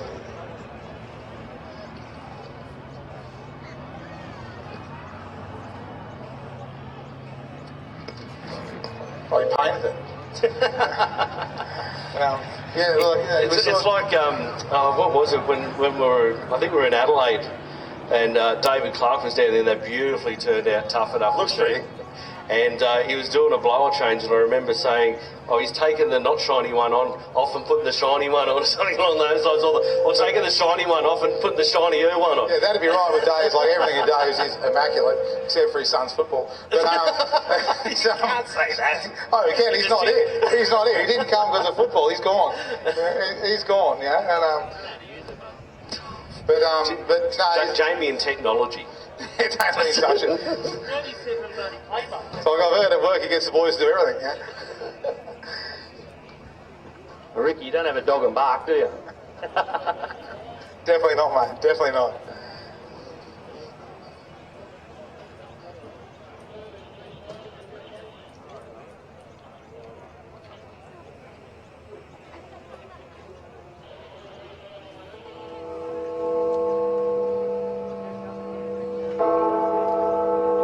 More blown boats coming your way, Ricky Howard. Did see the big rival machine coming out, showing great speed. Does get a little bit loose trying to get the power to the water, but very, very fast once it's settled. He was running out of hands and feet at Dargle when he ran it there a couple months ago, but he had too much boost going into the engine and didn't have the pulleys to tile it down. So they were mucking around with throttle linkages and trying to make it less responsive on the throttle.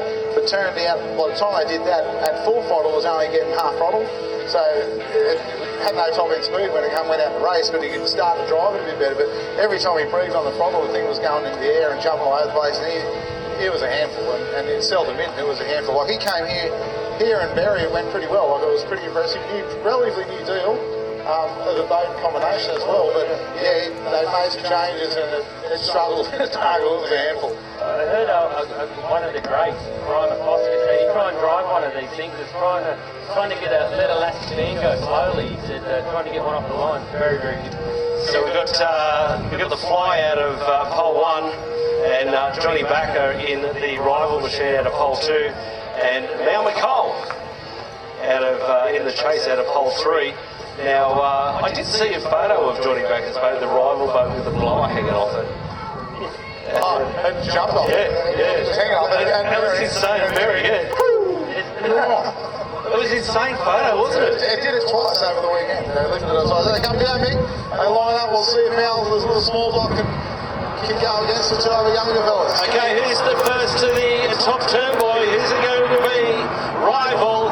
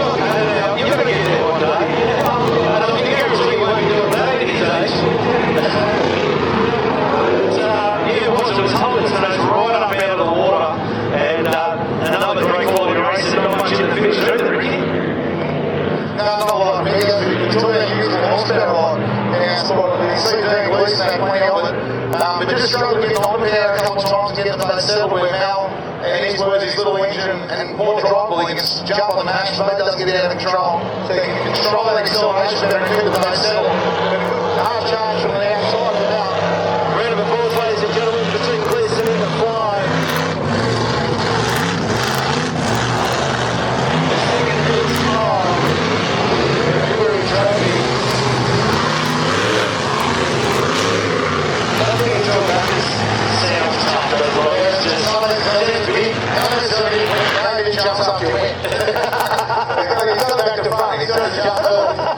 It's premature.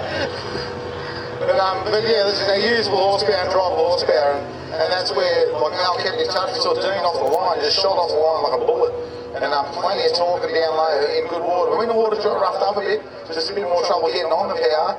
And we saw Mal come up. I think Dean might have lifted with the half lap to go on the back straight. We saw the boat open a bit down the back straight, which got Mal right up with him, and then he had to work pretty hard to the line to hold him back. So another great race to the finish. Yeah, absolutely. It was sensational. Craig? Yeah, I tell you what, Mal, we lost him in the trees there a few times. The outside line was really working for him. It was, and exactly what Ricky was just saying about Dean getting onto the throttle, but Mal had a nice and smooth around the outside. So we've got the outwaters coming up now. Yes.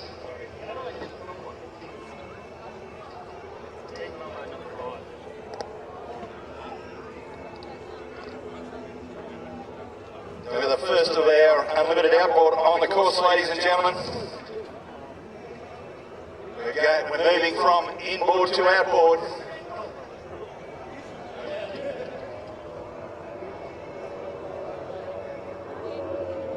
So the Bannister Marine boat of Kane Casson, he comes out of pole 1.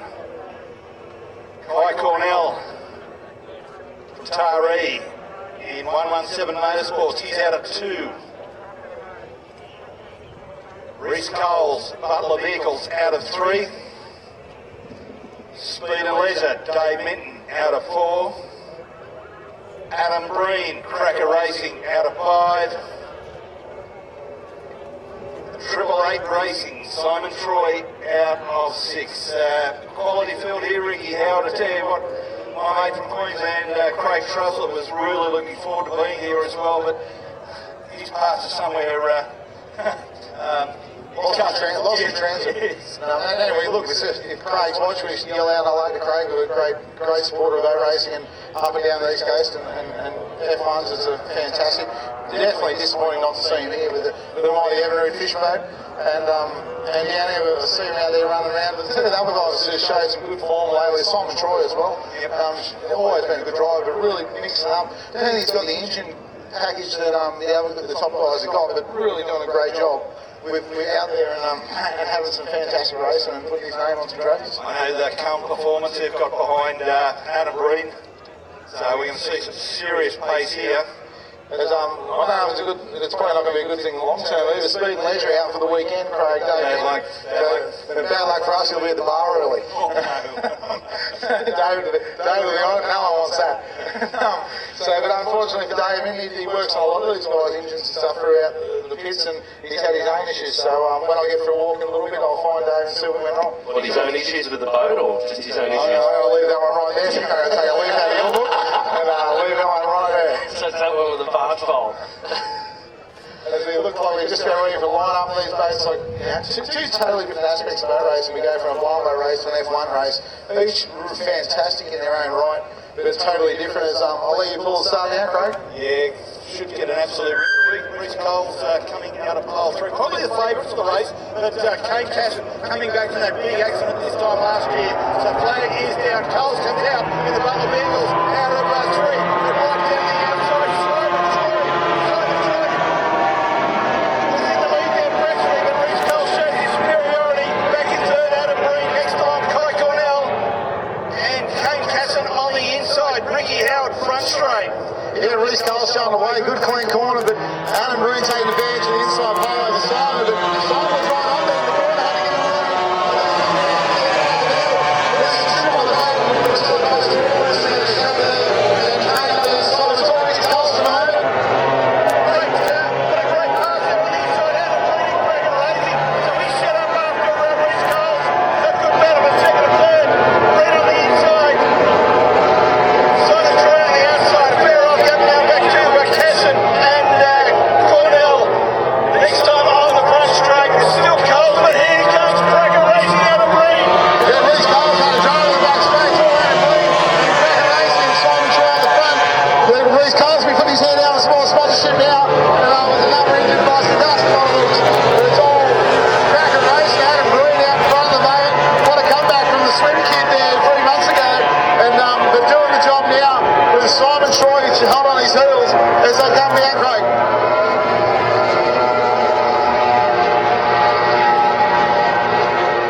So Reece Coles coming up to take the yellow flag.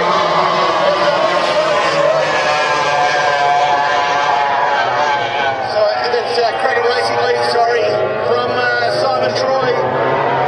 Unfortunately, the Butler Vehicles boat up in its turn. Casson back in third. In fourth place is Kai Cornell, but a really good battle for first and second, Ricky Howard. Yeah, indeed, because the whole Cracker Racing, but Simon's not letting up. He pushed him all the way to the end. But that good to these things look when they run. You watch the boat come past you, you can see the propeller out of the water. How they get dry has been buggered. There's not enough blade in there. As they come through, great job by Adam Breen to take the win. Tell you what, that's a big thumbs up to Calm Performance.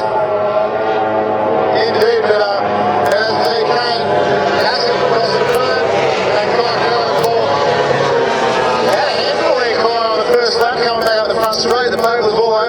like the trim wouldn't set, and the boat just didn't look tight at all. I thought the engine had gone off, but it come back good at the end of the day. But I saw Reece Cole's about to do the Tell Shame pass through one, good advertisement for the sponsors, get slave footage as he comes past.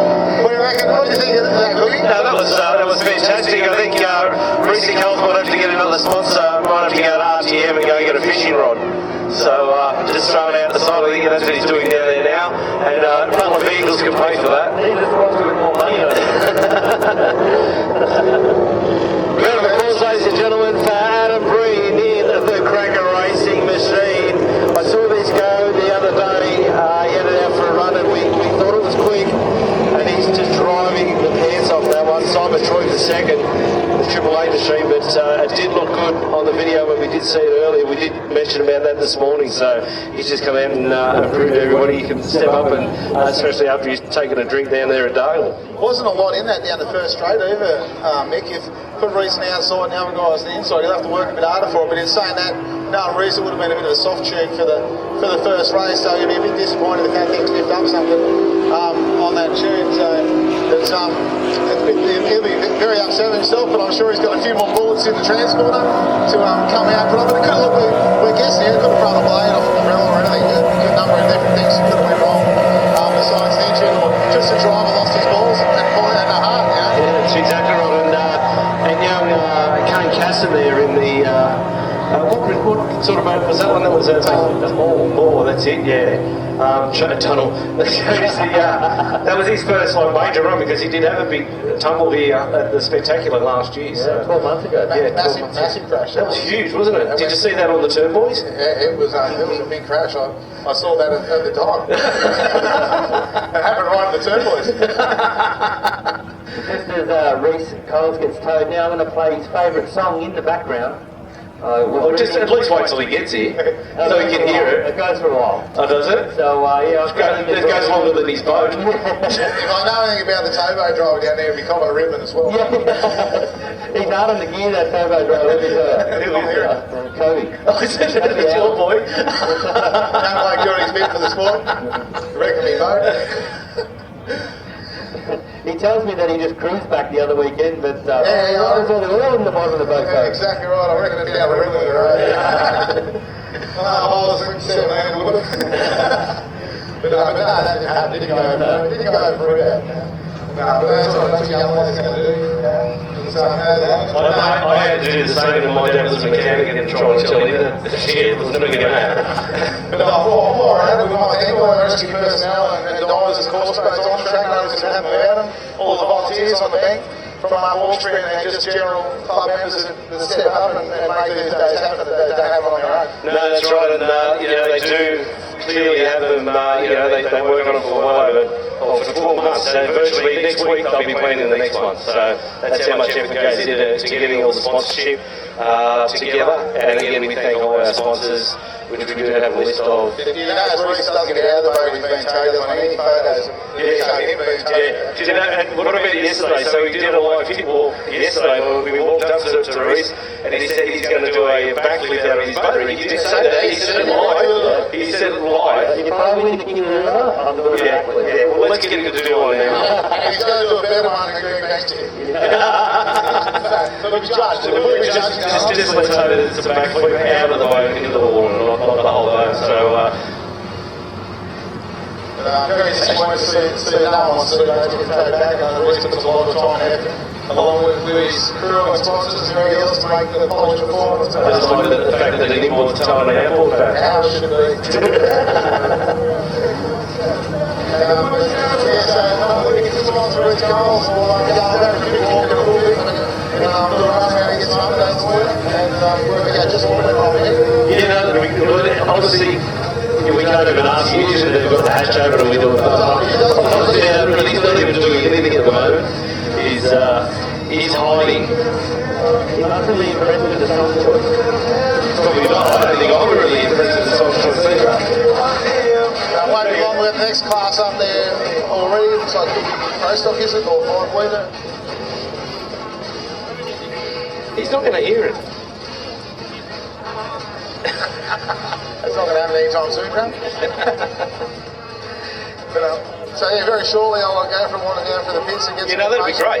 Yeah, fantastic. Go for a run around all of them and talk to them, chat to Toxie and Chris and see what they've all got to say. And that's the thing about it. So Ricky's going to head down there and get all the latest. Usually we have to run down there and come back and run down there and come back, and I'm getting too old for that now. So running word. running and long, you don't go in the same sentence. There's a couple of things yesterday that didn't go in the same sentence, isn't there? It's going to be a great insight. Ricky can get straight as they come out of the boats and into the pits, and then that way we're up to date as to exactly what's going on. All the boats that are in the field and anything that's out and what's wrong with them, so it'd be great. Yeah, exactly right. And like once again, CNS Farming's my major sponsor the weekend. Very fantastic to have Craig on board and how they're racing their sponsor. And yeah, also thanks for working on it for supplying us all our riders to the live stream. Yeah. And get it out there to the rest of the country. We can't make it this weekend, but look at the crowds. For a Saturday morning, we're doing pretty good. I would say, I think that obviously the weather has a lot to do with it, but it's a credit to everybody for coming out and taking their hard earned out to travel through the gate and enjoy the day, and it's going to be an absolute cracker of a day anyway. Indeed, it'll be, the way it's going, it's going to be fantastic. It's a great line of races. We'll get a work on them in a minute as we go down here and talk to them and see what's going where and it is and what. And I'll chat to 6 leader guys and see how now I've just had rain going on it. Just don't go to the bar on the way down there.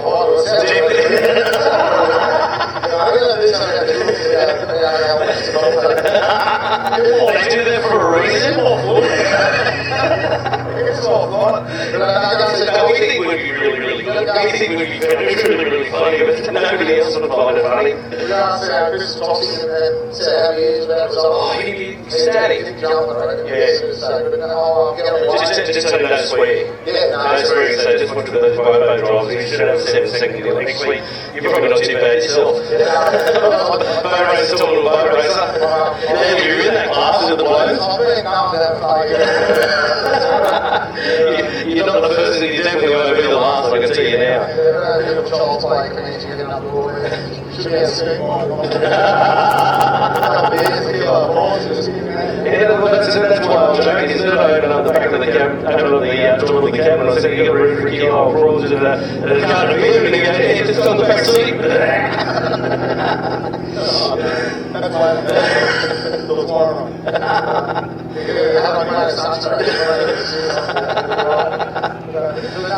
Next race waiting up there, I'll obviously get back in the station. As soon as the water's settled, you see the next few classes up there are ready to go. And they'll head down when they come up over 40 bits to get that job. You're a superstar. Thank you, Ricky. I'll leave it Jamie. He's hard on there. But at the moment, he's I'm trying to teach Jamie how to put songs on the computer and it's just not working. I'm getting there. No, I've got this little girl over here, she's about 3, she'll come to the door for me. I just did a little bit over. Yeah, mate, but I can do it. Like yourself. I'm actually more amazed at the things you can't do. The list is bigger, let me tell you. Oh, look, yeah, it's all. Hello, Lee. There you go. I still can't believe you produced that. Thanks after a while, haven't we?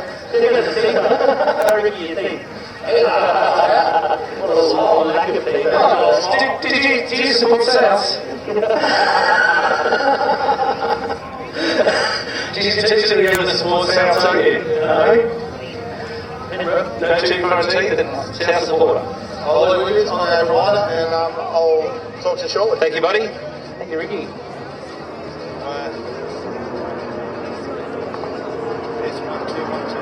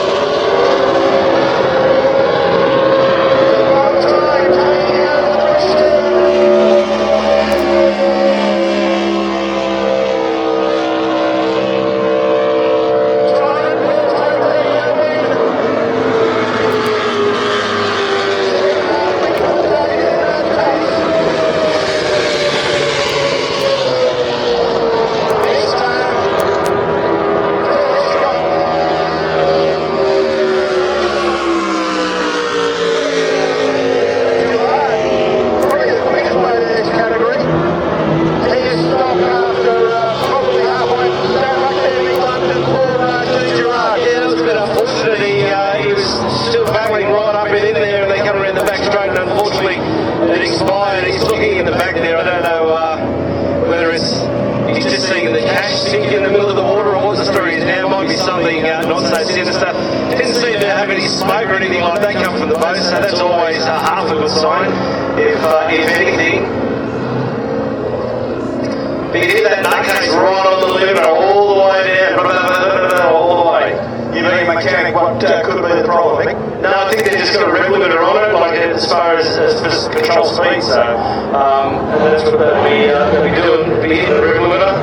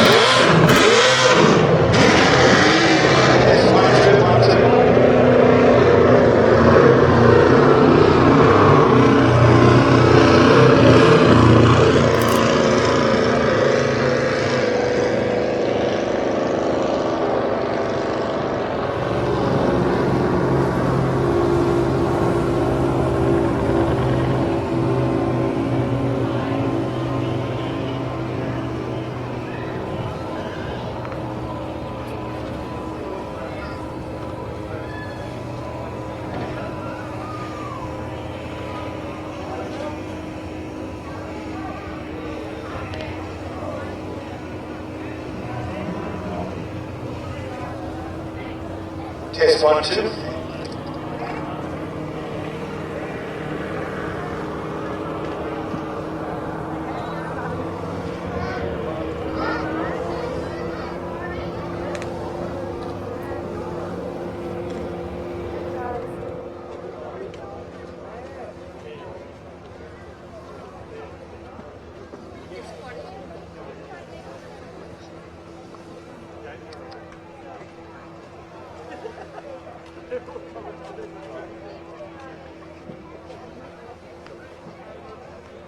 Got some important announcements. We're going to need some cars moved. Jamie Butler. Okay, we have a white Toyota RAV4. The rego number is ASA07Q is one. That is a Toyota RAV4 white one. It is a P plater. It's ASA07Q. We also have a silver Mazda 3. The rego is MEG 035. That's MEG 035. We also have a Hyundai Accent, a white one, another P player, CT28MI. We need these cars moved ASAP. They're in the way of an emergency exit. Also need a red Hyundai i30. That's KSP 350. Also a Ford Ranger CVT 42A needs to be moved. That's CVT 42A. Got a red Hyundai i30 KSP 350.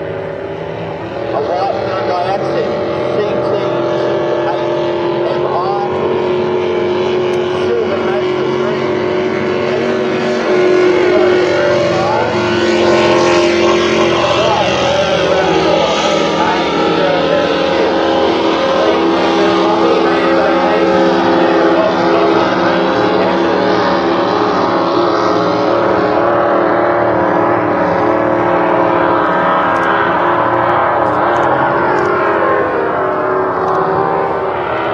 6 litres.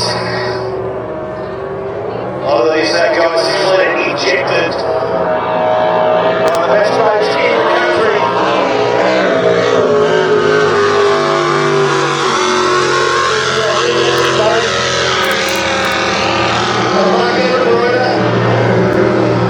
From Adelaide. A little bit closer to home. Brendan Mason, driver of Impulse.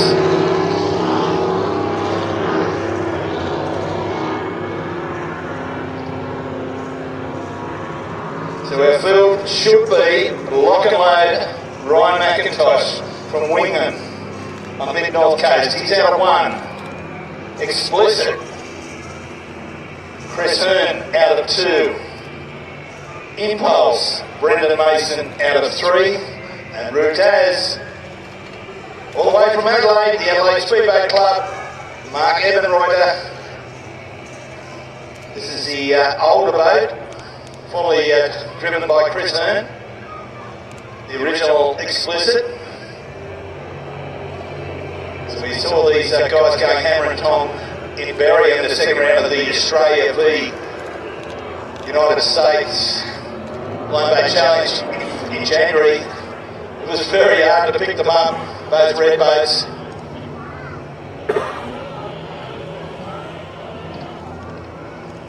So by the sounds of it, our start boat has been given notification to bring our starters down onto the course.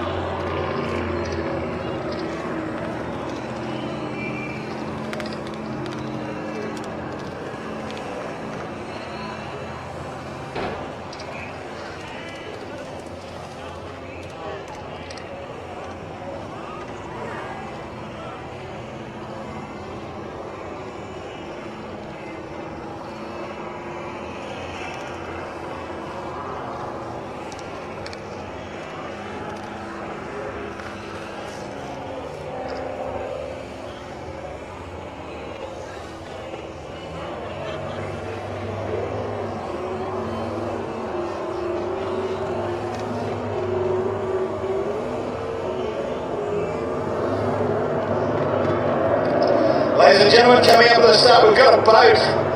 Looks like the Rudaz boat. He's caught up now. He looked like he was going to miss the start badly. But we're going to play it down.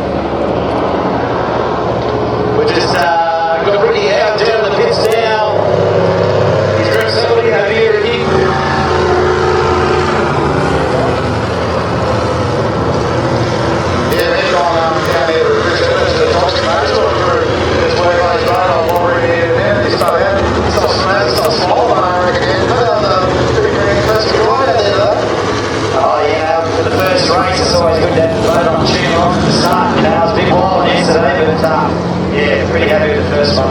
Yeah, we were sitting up there at the tower and you and Dean come down. I'll tell you what, they're both on song. They both sounded crisp and clean and really pushing strong, but you can put some pressure on him from the outside and the big 21 couldn't pull around. Yeah, nah, it's always good to be up there with Dean. I was worried about Bulldog. I thought he was going to block beside me somewhere. He was marching there for a little bit. He got a bit running out of the corner, couldn't get the power down, and he just drove away from him in a hurry. But how kind, he must be pretty happy for the first race to come out of the box like that. Yeah, love it. Mate, it's good to see the green machine up there. Past that checker flag, to be honest. Not very rarely I'm up there, but yeah, stoked. Yeah, the boat showed a bit of potential back at the Worlds there in January and come out of the box after a bit of a retirement sort of session for you to get the house in order. But come out of the box and show the potential of the Worlds. Dargle, you stuck up on a little day and I know you were disappointed not to make that last race at Dargle, but to come out and do that must be pretty happy, and Colin will be pretty happy, I'd imagine. Yeah, look, I've got to give it to Colin, mate. He puts a good tune on this motor. He'll give me 10 points for that. Yeah, well, just saying up there, the bit on the commentary box about Colin and his tune, very rarely does one of his motors come out and not run pretty clean. Like, he gets a pretty good handle on it, mate. Yeah, no, I'll give him 10 points for that. And I'll tell you what, when he comes back to his machine, he's going to be a competitor, so that's what I'm worried about. Yeah, the brakes break his arm out and then stop him from running, he'll be right, yeah. As long as he doesn't put the good tune in the bad one in yours, he'll be right. But keep going, have a great weekend. We'll get back and talk to you a bit more. This will be on the live stream as well. We'll get some cameras down here later as well. But fantastic, great to see you, brother. Looks sensational. Yeah, thanks, bud. Yeah, well done, Ricky. Thanks for that. And exactly, you just did touch on what we did speak about earlier with the tune on that. And as Chris said, Colin will be a competitor a little later on. It's going to make it very interesting. He's got the bright pink child's play coming. So bright pink child's play. Yeah, so I've actually seen it. It looks very cool. What's he going to name it? A Wild Rush. Wild Rush. There Wild you go. Rush. They could be in the build. Yeah. They could be on the build on the Turnboy show. It's got a dual plug cylinder heads with a Whipple supercharger small block. Yeah, nice. Yeah, so, very nice. I've actually seen that engine run a few years back when he crashed it down at Child's Play. Ooh, it's fast. I was there that day. So was I. I swam out on the boogie board to get him. I was literally 100 metres up not even 100 metres up the bank. Yeah, right. Okay, Ricky's just got somebody else there. I'll find out. Over to you, Ricky. Mick, I'm down here with the rival boat, Johnny Backer, and his crew there frantically doing some tune-ups and working around the boat. We just saw you out there, John, and a bit off the pace to where you probably would hope to be. Oh yeah, Ricky, just as you know at Dargle we had way too much boost in it, and so now we dropped that all back. I've running 24 pounds of boost at the moment and changed the throttle setup. Thanks to the new boys, they helped me out with that. Yeah, well, when you were out there running, I was telling the guys you had even boosting in the Dargle and throttle. At the end of the day, you only had half throttle to try and control the acceleration of the boat, and you were flat out keeping it in the water. The thing was making that much power and jumping around, and it was a nightmare. You're all hands and feet and running out of them. But yeah, especially coming from the Worlds, you would have been a little bit disappointed because you had it for a new boat. The deal went pretty good in the Worlds over those 2 rounds. And then to go to Dargle and have that sort of trouble with it. But yeah, I figured you would have reinvented it all a bit before you got to here, and the process is sneaking up on it this weekend and be going tomorrow afternoon. Yeah, that's exactly right, mate. You're right on. Yeah, the Worlds we sort of came out with the package that we finished with back in 2010, and to my surprise, it went quite well. But we kept shredding belts. We went one after another. I think over that 2 weekends, we went through about 7 belts. The next belt down's 120 mil shorter, and then we had all sorts of trouble to make it fit. Hence why we finished up with all that boost at Dargle and turned the thing inside out. So managed Wayne Newby did a new bottom pulley for us, so we've got that back under control. Now we just got to sneak back up on it. With the throttle there, I felt I was flat out, but looking at the data every straightaway, I was not over 60% throttle. Had a bit of a stuff up on the start, but it's learning the throttle, learning the boat, sneaking up the tune. And I thought, well, softly, you know, and more seat time. Yeah, exactly right. And look, especially after the Dargle deal and being a handful, getting the confidence back into it, the boat's going to sit and run when you do stab it and get a handle on that. Oh, it's fantastic to see you up here. Thanks for making the trip, and I really hope you have a great weekend. Good on you, mate. I really appreciate it. Thanks. Back to you, Mick. Awesome work, Ricky. Thanks for that, buddy. Keeping us all up to date as to what is exactly happening. And I just got, it looked like Chris Hearn got a wash down up the top end. Wash down. How cool was that first two corners, the front straight and the back straight? So Amazing. I don't know how three go into one, but that's how it happens, love. It's just like that. Simple. Not quite, but we've got some more 6 litres on the water by the looks of it. It is the Mikey Johnson. Now, we did have a look at this little machine, the pink and blue machine. It's gorgeous. Absolutely stunning boat. If you do get a chance to head to the pits, make sure you go down and check it out. He's at the rear end of the pits, and he really puts a lot of time into this boat. And I think the shinier they are, apparently the quicker they go, but I'm not too sure. But if you are heading to the pits, make sure you've just got covered shoes on as well, and no smoking or alcohol in the pits. So Mikey Johnson is the first one out of the creek in Too Addicted. Then we've got our major sponsor, CMS Plumbing, that's Craig Storner in the yellow boat, Abigail. Third boat away is Joe Jr. One of my little favourites here, Lumpy, I've got a soft spot, is Cause for Concern. Skeet Lawson. Young Skeety boy. So I was talking of Skeet, I trust you boys saw what they put on Facebook during the week. That was hilarious. I shared that. Jump on the Turn Boys Facebook page, and it was really good. It was really well done, really cleverly done. So they did a little trip from Adelaide up to Sydney, obviously, and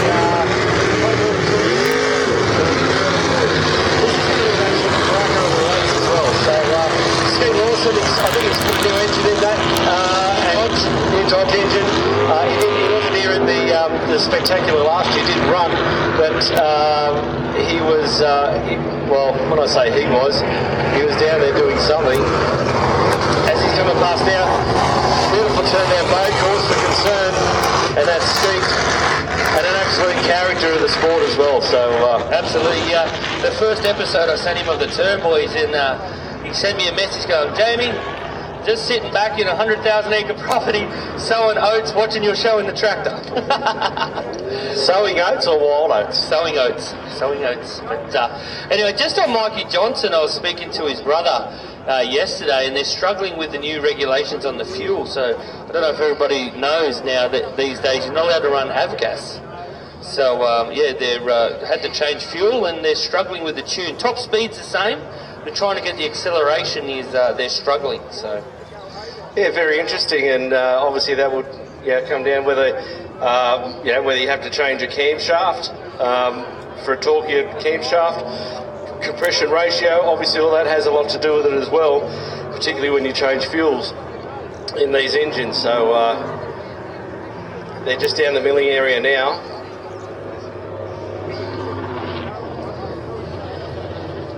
So who's your little race favourite here?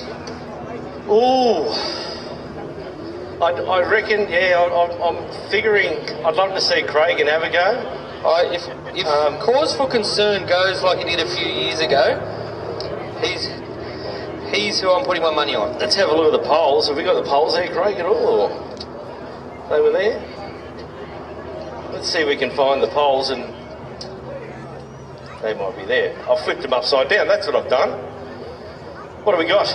Right, we got Joe Jr., Raymond Terrace Aquatic Club.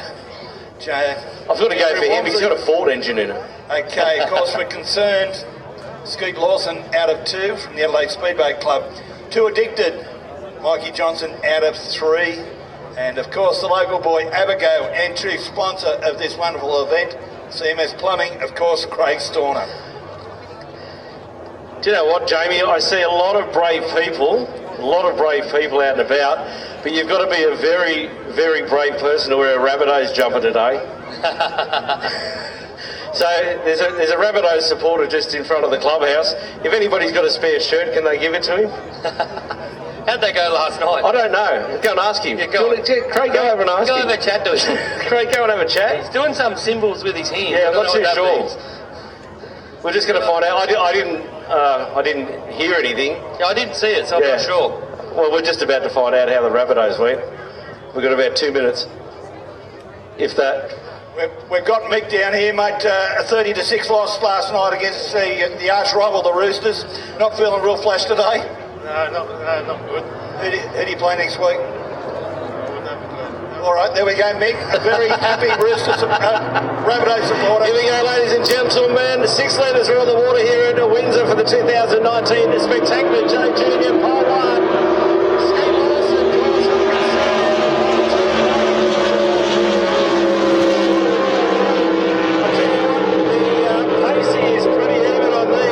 Up into the top turn, boy. Now it's going to get messy. No, very good, very clean out of here. It's a dead set drag race down the front straight, Craig. It certainly is. Look at this wonderful racing on the horse ring.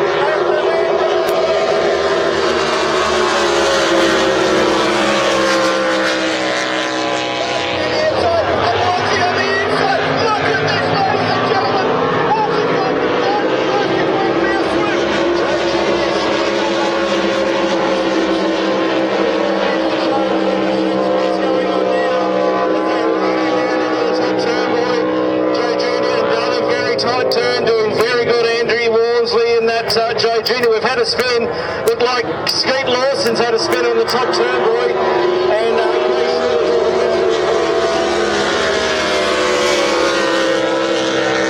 Mikey Johnson are hard on the chase.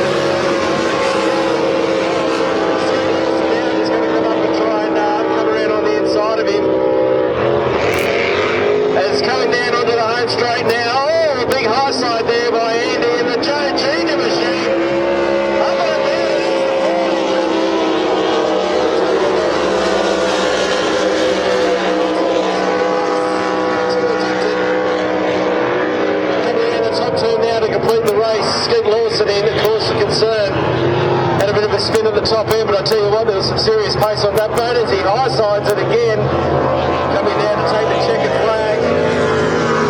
And the play sorter. CMS Pro is our major sponsor in this year. And the Evergame machine just sounds a little bit off, but I can see now that we're back on the pits working at that, or trying to work out what was wrong with that. I might even get Ricky down to have a word with him a little later on. But did I not say the Ford engine was going to win? You did say the Ford, but I tell you what, Lumpy, you want to see some of the best powerboat racing Australia's got to offer. Every senior race we've had so far, I mean, you could throw a blanket over. Oh, absolutely, yeah. It's been crazy. And it's really good to see Andy out on the corner end of the field. He puts a lot of time and effort into that boat. He's always doing some stuff. And he's always competitive, so it's really good.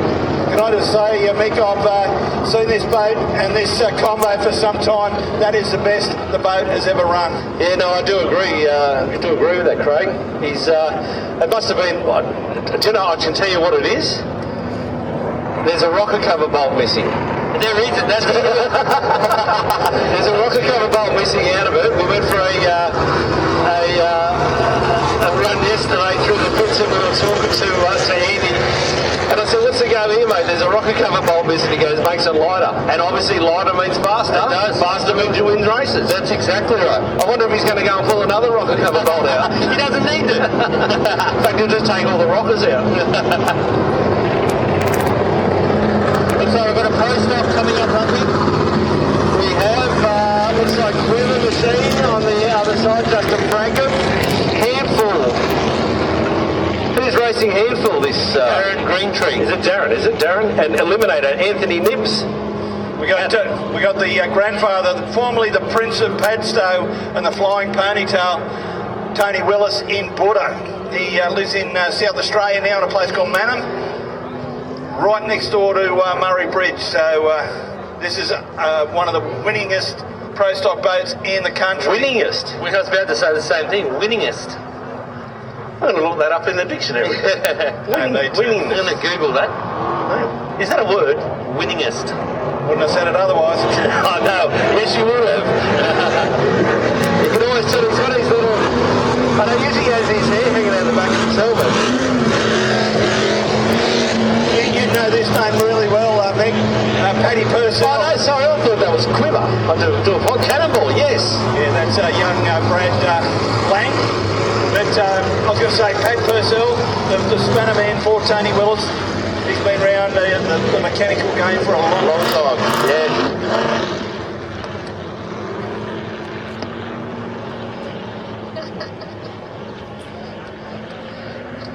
Okay, we've got Ricky down in the pits now, and he's got Chris Hearn on board in the explicit machine that got a hose down. Over to you, Ricky. Yeah, I'm just down here with the Explicit and Chris Hearn, the driver Explicit. In the mix of it there, Chris, in that race? Yeah, I think she was pretty tight around those turns. Yeah, like you got yourself you're in the pace to run with him, and against lock and load and impulse, that's pretty handy. You must be pretty happy with the pace you had. But once Brendan sort of got that little bit on you with that spray, it must have made it real hard coming into the corner. Yeah, no, it did. And also I bounced off lock and load's wash in the bottom turn there and started to go sideways as well, so that made it even harder. Yeah, right, that'll do it. And you just got hosed down, no major dramas? Well, so far that's all we think it is, yeah, just going to pull the plugs out and kick it over and make sure there's no water in it and see if we can fire it up again. No, very good, but impressive. You must be the first race of the day to come out and be close to them and throw a blanket over you. You're real happy with that? Yeah, no, very happy. It was still running very, very rich as well, so slowly catch the monkey and try and pick up a bit of pace as we go. Tomorrow afternoon, mate, when the big races are on. Hopefully. Yeah, you're right. Good luck. Take care. Thanks for your time. Thanks very much, mate. Back to you, Nick. Thanks for that, Ricky. Fantastic insight once again. And I got the footage from Chris McIndustries. Mike Geddes is up the other end there with the drone, and he just sent a snapshot down. That's how I sort of knew that he got a wash down. But let's hope that's all it is, and they'll get that boat back on the water pretty soon. So, like I said, up next, we got some. It's a 4-horse race. I think we had Cannonball, Handful. Cannonball, Handful, Buddha, that's it, the Prince of Padstow, Buddha. Or the former Prince, and one of the Eliminator, Anthony Nibbs. The winningest driver. The winningest, yes. Now, Craig, just getting back to the winningness, Craig, please accept my humble apology. I do apologise that winners is actually a word. It's obviously not used by myself because I don't win much. Couldn't even win a chook raffle. I couldn't even win a game of snap against a person that stutters. Coming up at the start, Mick Lumpton, ladies and gentlemen, boys and girls, very big welcome to everyone at home watching the telecast on, courtesy of our good friends from working on it. Coming up at the start, Mick Lumpton, here we go. So on the outside, Tony Willis, but it's Brad Lang.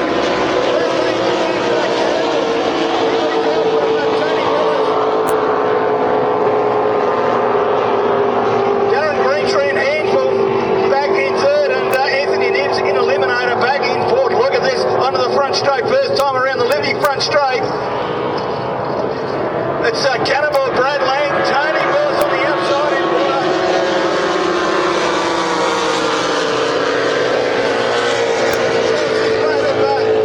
Brad Lang, the Cannonball. This is formerly the Bulldog boat driven by Jamie McCutcheon.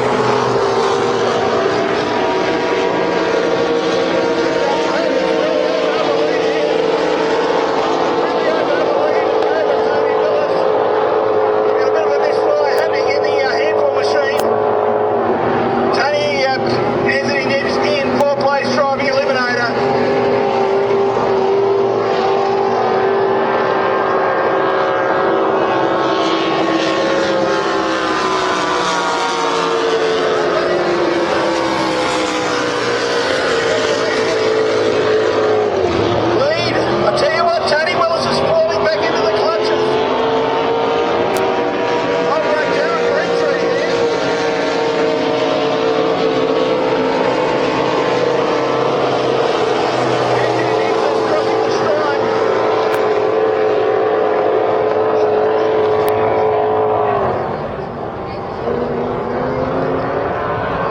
boats to receive the yellow flag, and one to go for Roman Terrace Aquatic Club.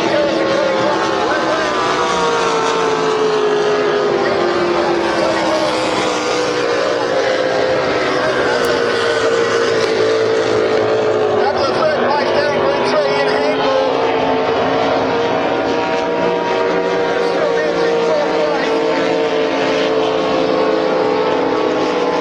Currently on their last lap. See Anthony Nibbs in Eliminator. He's just about to commence his last lap.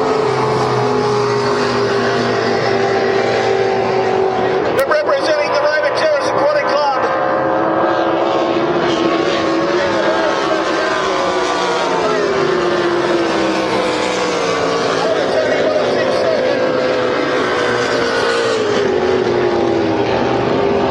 Darren Greentree, Anthony Nibbs, he'll come in fourth place. That wonderful victory there for Brad Lang and Cannibal. As we said a little bit earlier, Mick London, this is the ex-Bulldog boat, and we know the battles that Jamie McCutcheon in ex-Bulldog and Tony Willis had.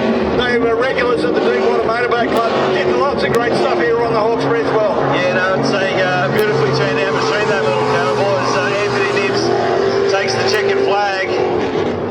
Anthony's a great campaigner of the Upper Hawkesbury Powerboat Club. He's here every club day and just runs around and loves competing.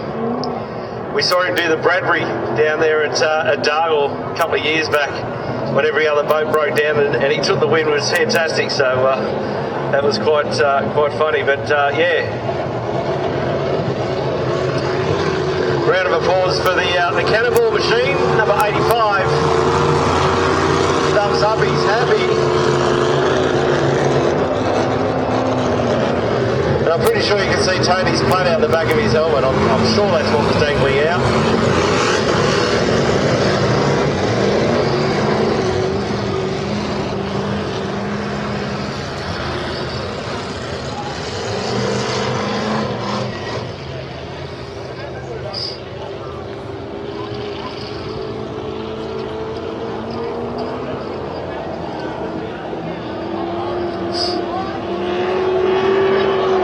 Next race up, next we have a Quiver.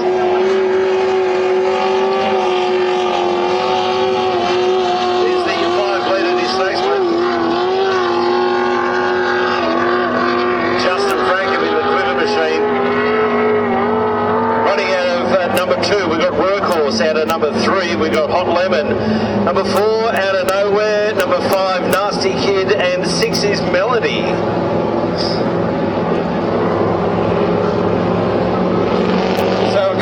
Justin Frankham, the driver of Quiver, the boat just in front of us here. This boat, one of the winningest boats in 5-litre racing. You can see Nasty Kid, Warwick Lang, the newly appointed Commodore of the Raymond Terrace Aquatic Club. We've just got Ricky Howard in the pits now with the naming rights sponsor, Craig Storner, with that Avago. Over to you, Ricky. Down here in the pits with Avago, Craig Storner. He's coming into the 6-litre class. Craig, it's working pretty hard out there to try and get up with their guys. I was actually a lot more surprised. The straight line speed wasn't bad, but we made an adjustment with the cab last night, which we shouldn't have, and I just had, I won't say the word, but yeah, my leg went pretty sore after 2 laps, so I just couldn't drive, so.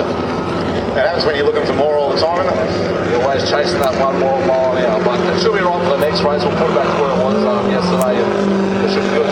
Yeah, well, it's all the guys relatively new to the sport of boat racing in the big picture, but definitely new to 6-litre in the cockpit. How you find the transition from the 105 into 6-litre and the class itself? Well, the competition, I suppose, well, this is my first race, but the competition looks pretty tough. Like I noticed then, the boys are really tight with each other in the turns, but they're fair. You had the same 105, but definitely with the cockpit, you feel a lot safer. You haven't got the wind over your face, so it doesn't feel like you're going as quick, but yeah, no, it's going to be fun. Indeed, you had a bit of trouble. I was saying yesterday with other things with the boat and oil pressure and things like that. But when you done your lap this morning, the boat looked beautiful on the water. Yeah, no, it's going well. Like, it's the same story, mate. Working for yourself, you got a business that you try and play and have fun. But the one thing we don't have, and it keeps going, is time. So that's why they're lighting up the late nights. The poor missus doesn't get to see me because I'm bloody coming home with my other wife. But apparently this is my mistress. So, but. You find they're happier with them ones than the real ones, I've found in the past, so it's not too bad. They let you get away with these ones for a little while. I'm not going to say anything. But look, CMS Plumbing, great supporter of boat racing, and which is yourself, and great supporter of this event as well as it does about the support. Great, thanks for that. But really good to see you out there, and obviously got some work to do to get it to run how you want it to do. But wish you all the best for the day. Thanks, mate. All good. Thank you. Thanks for your time. Back to you, Mick. Thanks, Ricky. Step away from those questions. Don't even get involved in that sort of stuff, you know. He was very ginger with answering that one, wasn't he? He was indeed. That was quite funny, actually. And coming home with my other wife. I'm going to try that one night. No, don't. It's probably not a good idea. Have you got a spare bed? I have, actually. I know you got good air conditioning. Yeah. Why is that? Who did that? I'm not sure, but I know a guy. You know a guy that knows a guy. Looks like 5 litres coming up here. Correct. Very, very shortly, Lumpy. Correct. We've got...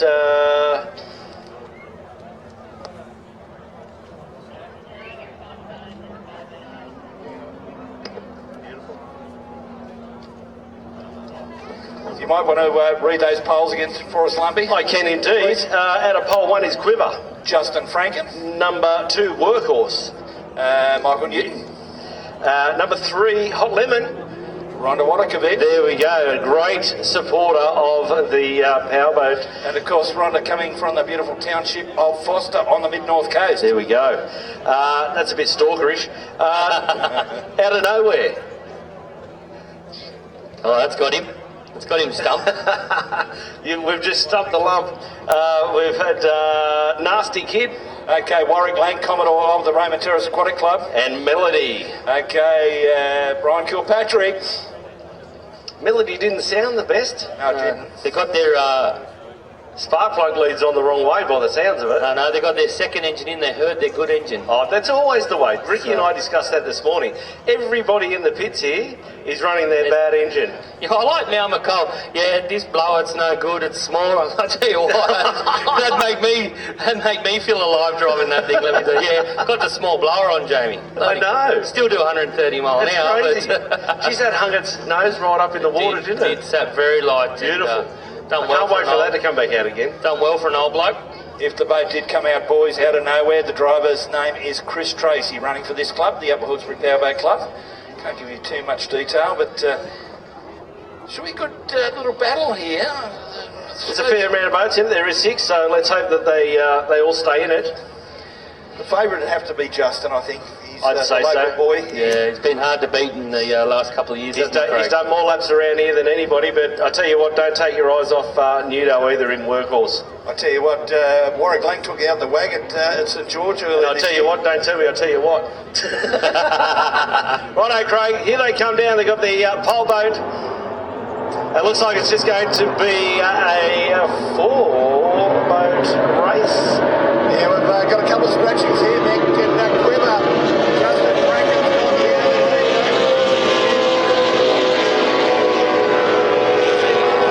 on the beautiful yellow boat bringing up at the tail in 4th place. Ronna's been around the sport a long, long time. So on the front straight, first time around. The local boy comes from Silverdale, New Warwick,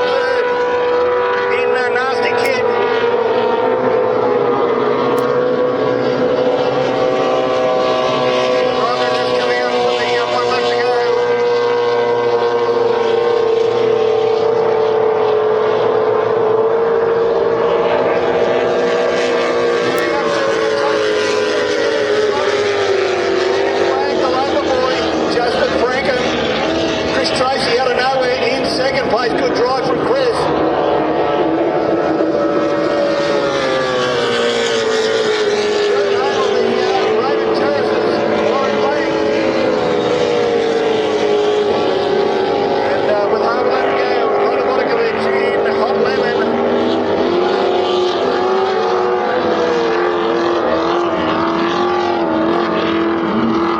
So the Kilpatrick machine we can see being towed back to the pit area. So Rhonda coming up to take the CMS Plumbing checkered flag.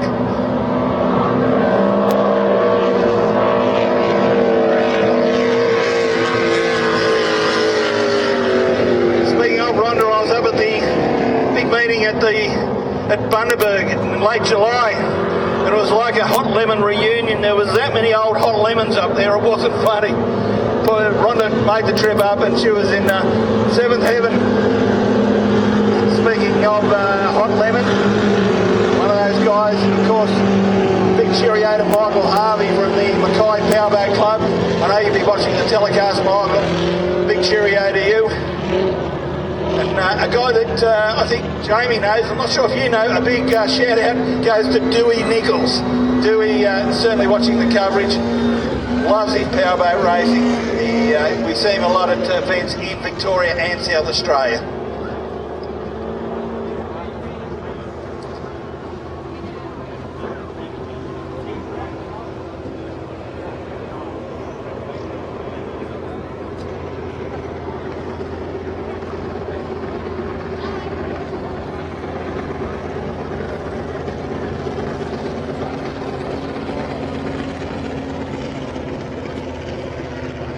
Just 12 beers between 9 people. I was faced with a mathematical nightmare.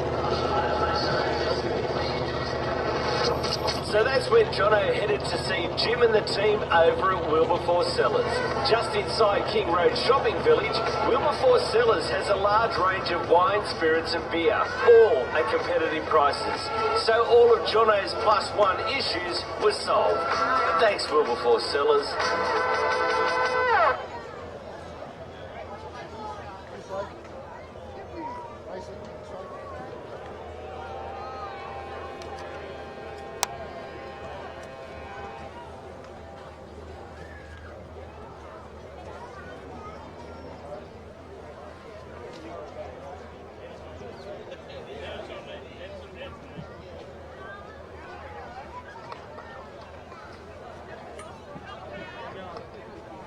Let's not forget, ladies and gentlemen, we've got some great merchandise selling. Hoodies 55, shirts 25, singlets 25, Avogo hats 35, shirts 35, hoodies 55. And the stall there selling the merchandise right near the pit area.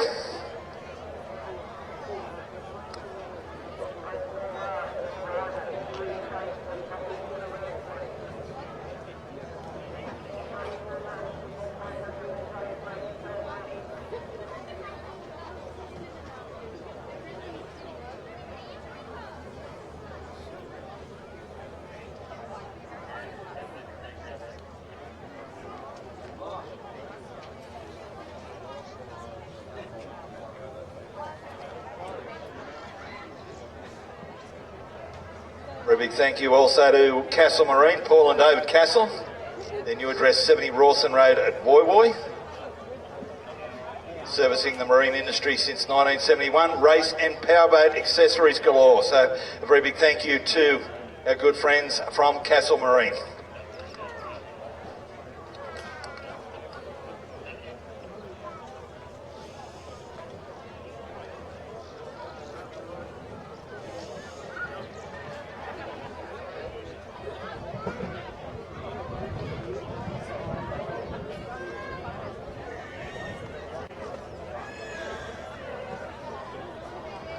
Yeah, Lumpy, I'm down here with Andrew Wamsley, Joe Jr. I chatted to him after his race win. Been a little while since you come in front in that crowd that you're out there with.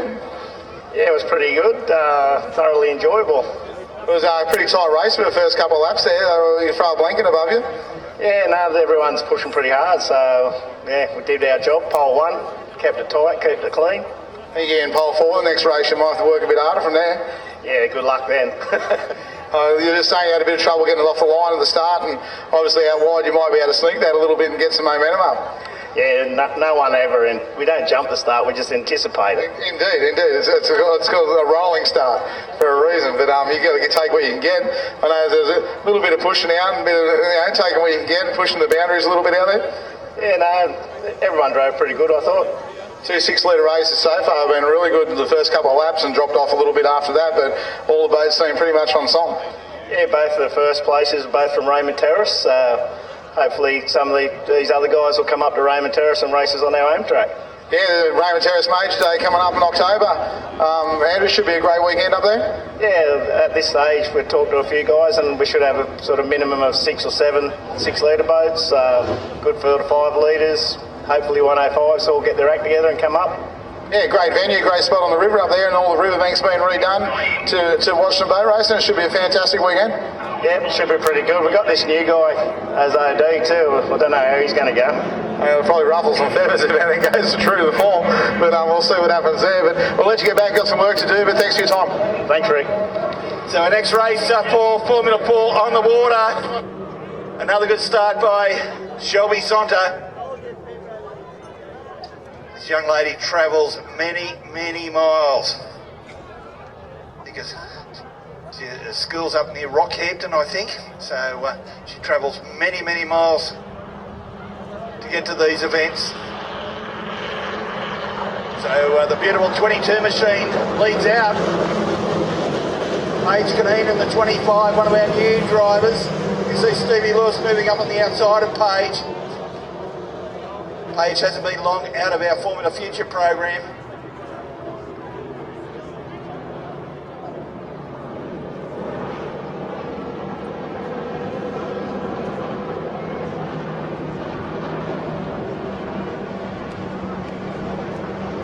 So the Sontas, great to see them here this weekend.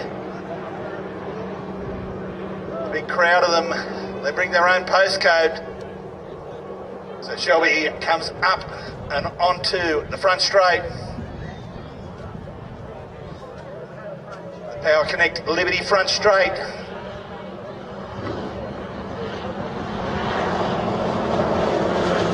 Of course, these boats, 60 horsepower.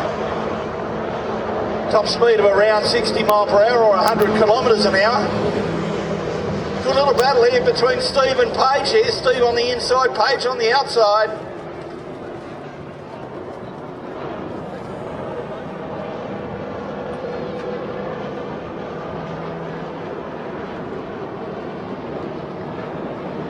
Water conditions just about perfect.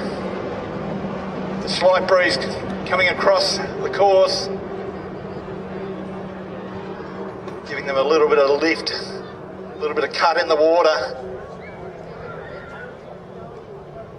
So the boat's about to receive the yellow flag and one to go for our race leader, the Queenslander, Shelby Sonta.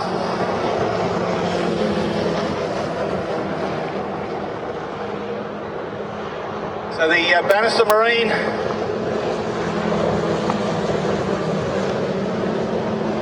boat off Stevie Lewis has held off Paige Caneen, so those boats running second and third respectively. It's the final time on the contrast printing back straight.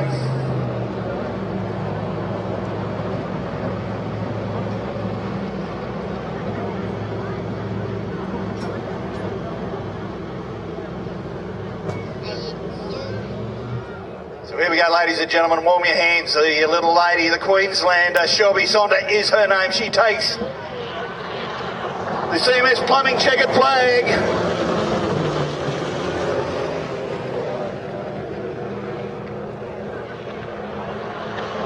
Really good job from Steve Lewis here. He takes second. Third to Paige Caneen. The second boat there has been in very, very good hands. Previously driven by Kane Casson and the boat's owner, of course, Alan Baker. So that's Mick Lumpton, or Jamie Butler. That's the Richie Benno. She's got 2 out of 2 so far today. Yeah, very good race by the Santa crew. Very, very fantastic looking boat. And also in second, the Bannister Marine. And in third is the 25 boat. So just hear from our sponsors.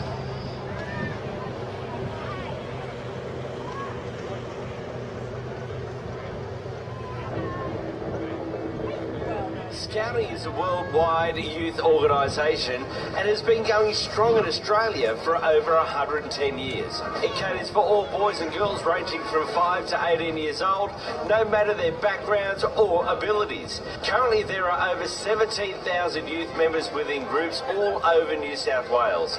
Scouting is adventurous, challenging and fun. Scouts covers a large variety of indoor and outdoor activities. It's not only tying knots, it can include camping, cooking, hiking, abseiling, networking, boating. They can also learn to fly a small aircraft. There are 4 groups within the Hawkesbury district, but there are many other groups throughout New South Wales, Australia. For more detailed information... I'm just down in pit area now with Course Concern Skeet. Come from 2 years ago here, put up a really good show and gone AWOL for a bit from here, redid an engine and back here today and come out of the blocks pretty fast and straight into a tight race. Yeah, it was a really good race. You're right, we had a really good meeting here a couple of years ago, and we've taken the boat away, taken the engine, given it a freshen up. We hadn't done anything to it for 7 years, and gave it a bit of a birthday. And yesterday the boat fell slow, and I don't felt all right out there just then. So it was a good tight race. It was just a driver error. Yeah, it looked tight, like it was like they're all on top of each other. And 6 litre. So far they've been a foot between the boats, pretty free. But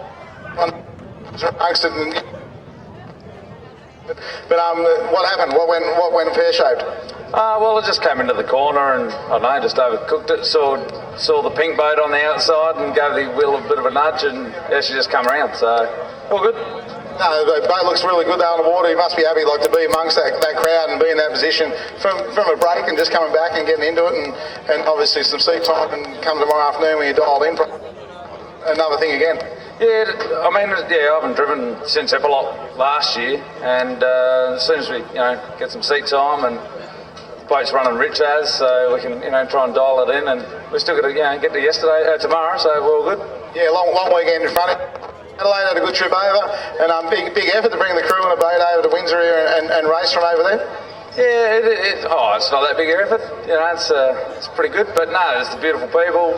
Come and see everyone's face and saying g'day, and it's good racing. You're door to door, and she's all good. So it's great to see you back on the water in the boat. Great to see the boat back here. I was impressed 2 years ago when it first came out of the box, and really look forward to seeing great things from it. Thanks very much, Ricky, and thanks very much to the club. Thanks. Back to you, Mick.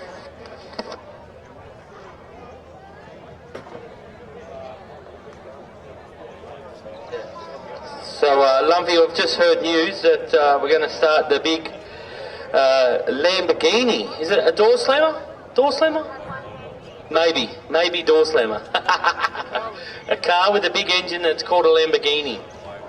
That's down the Windsor end of the boat club. We're going to start the drag car Lamborghini. So there you go. Well, we've got a bit of a halt in the program. How's that, Lump? Where'd you get that from? Red. Got a hamburger from Red's. Looking good. So, there we go. The Lamborghini will be starting very, very shortly.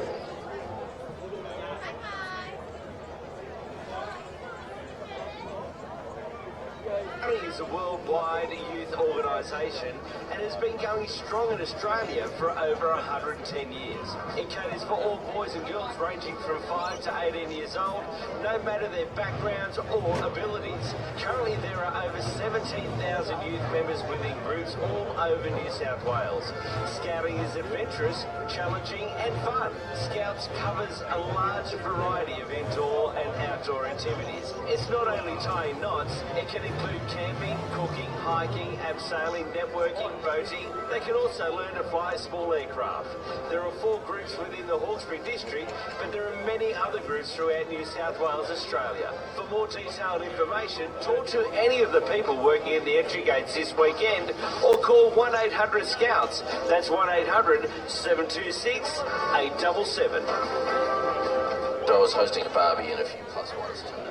So I've just been informed if you've lost a mobile phone, it's been found and it's down in the pit caravan. So if you've lost a mobile phone, go down and see Debbie down in the pit caravan if you have lost your phone. Range of wine, spirits and beer, all at competitive prices. So all of Jono's plus one issues were solved. Thanks Wilberforce sellers. Coldie's Tow Bars and Bull Bars have been installing vehicle accessories and servicing Sydney for over 25 years. Their professional team of installers have a wealth of experience and guarantees the job will be done right the first time. Coldie's also offer a full mobile installation service for your home or office. Using premium suppliers, Coldie's has a wide range of quality products available to help you get the most out of your vehicle for work, leisure or play. The huge showroom displays a wide range of products, giving you the opportunity to make an informed decision on your purchase. Do yourself a favour, check out the showroom and speak to one of the professional experienced staff at Coldie's today. Phone 4577 2022 or jump on the website coldies.com.au.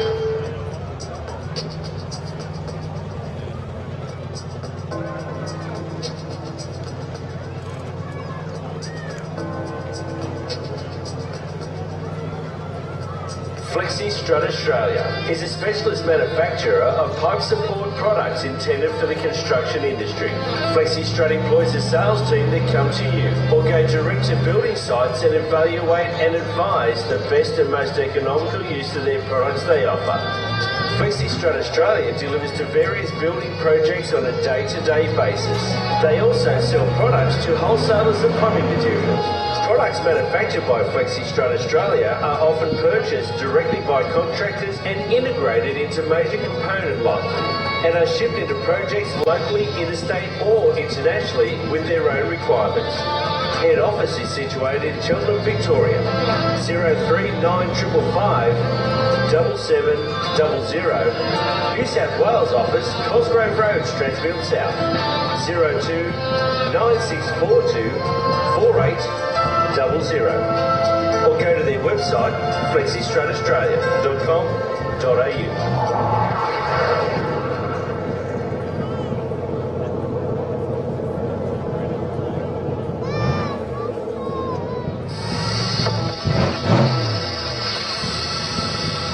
Sandbell Concrete Solutions are dedicated to completing your project on time with quality results.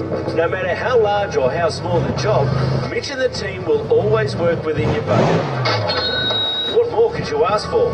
Sandbell Concrete Solutions have a dedicated team of qualified concreters that are very knowledgeable and professional individuals who will offer relevant and timely advice and always take enormous pride in their workmanship. With extremely competitive pricing, they provide an expert and friendly service that won't disappoint.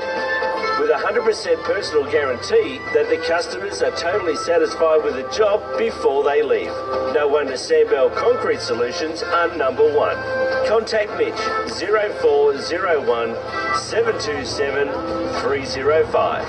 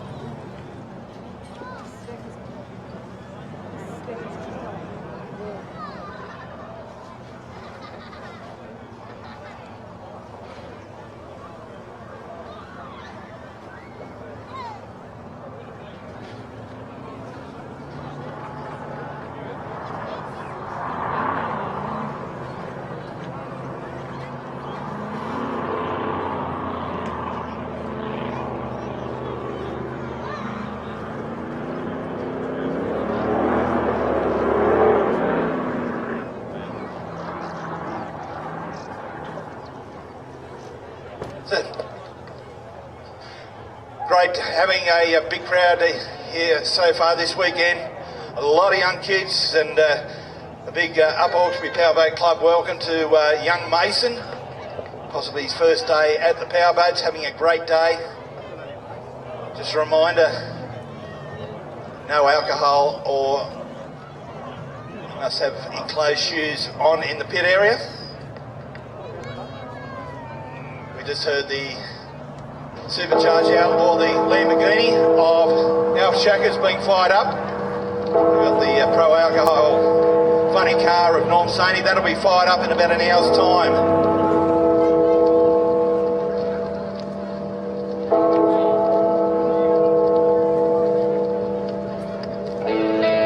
We've got the bells. We've got the boats. We all know what Hell's Bells means, Lumpy. And we've got the blowers. Lone boat racing. Wombat action here. The 2019 CMS Plumbing Upper Hawkesbury Powerboat Spectacular. We've got some pole positions here, Mick. Rival John Backer out of 1. Yeah, we got rival John Backer out of 1, but I think they may have changed the poles. The Fly's out of 4, Chevy Chase, and Toxic's back in, but Toxic's out of 3. It's only going to be a 3-horse race. Toxic's on the outside.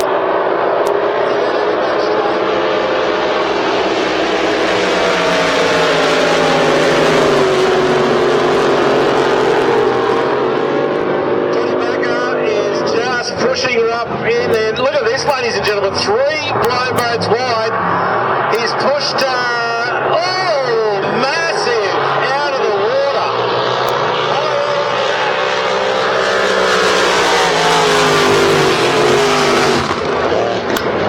And it looks like Backer is popped to it.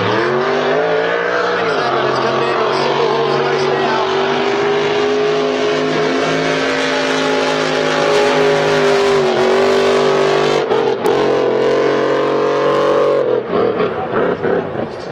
Down to a single horse race now, Craig. Yeah, unfortunately. And he's had a spin.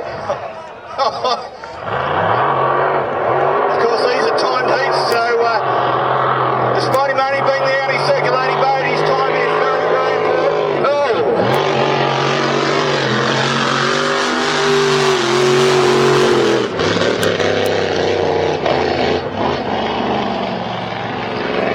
Down around that bottom turn point.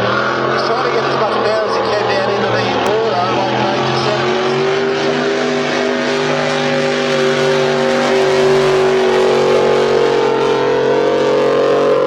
They get to go into the final, so hence why he's trying to lap around as quick as he can.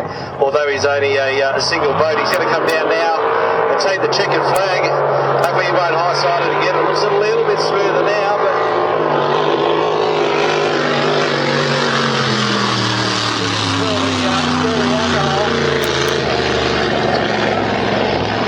that's unfortunate. I don't know what happened to Chris Edmonds in Toxic. I'm not too sure whether he may have got pushed out wide. I don't know whether Rival came in and then which pushed Damon out, and then in turn he may have pushed Chris out. So it'll be very interesting to see what happens. We've got to go and do some boat recovery. Yeah, the Rival boat there, that sounded exactly what happened not once but twice at Berry in January, Mick. Yeah, that's unfortunate, and that's they're mucking around with that tube. But our man Ricky Howard will be on the spot. But a round of applause anyway for David Durgan. We can't take anything away from him. He's got the, as they say, to finish first he must finish. Correct, and I'll tell you what, Mick, this boat has got some history, hasn't it? Hey, you're not wrong. Absolutely. You know, in the hands of his father, Bob, it just about broke every record in Australia for, well over 30 years ago.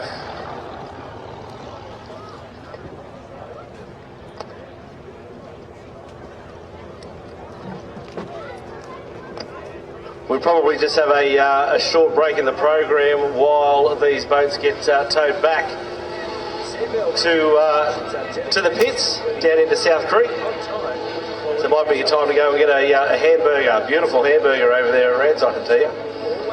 Johnny's on the other side next to the bar. We've also got time to look around our trade stands. We've got A Fire and Fury Fitness activewear. Clearly a shop I don't go into. Nothing active about me. Again, lumpy and active do not go in the same sentence. But make sure you do go over to see these guys. We've got the jumping castles as well on the bridge side. And we've got a boat display. So there's a beautiful vintage boat display as well. And don't forget there is a bar on the other side of the clubhouse as well. So up next to Red's Diner, there's a fully licensed bar there. And they are all open and ready to go.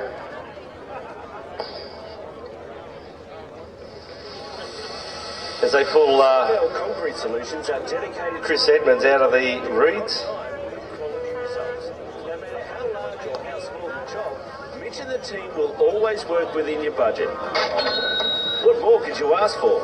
Sandbell Concrete Solutions have a dedicated team of qualified concreters that are very knowledgeable and professional individuals who will offer relevant and timely advice and always take enormous pride in their workmanship. With extremely competitive pricing, they provide an expert and friendly service that won't disappoint. With a 100% personal guarantee that the customers are totally satisfied with the job before they leave. No wonder Sandbell Concrete Solutions are number one.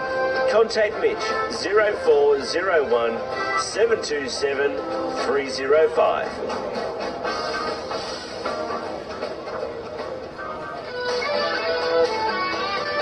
Those extra kilos can be painful, but Narelle Storno is the healthy lifestyle expert. Narelle has an easy 3-step weight loss and gut health program, as well as easy to follow menus which are suitable for everyone, including mums-to-be, new mums, and vegetarians. Narelle mentors you for free, and the best thing is, there's no joining fees, memberships, or ongoing costs. So all you pay for are your supplements and food. So head down to see Narelle at the CMS Plumbing Tent this weekend, or call 0450 504 544. You can also email healthylifestyleandliving@gmail.com.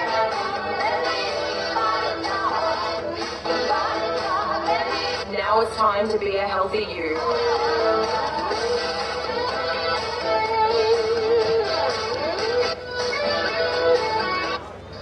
We'll just see if we can get any hand gestures from Chris Edmonds. Oh, that's wonky.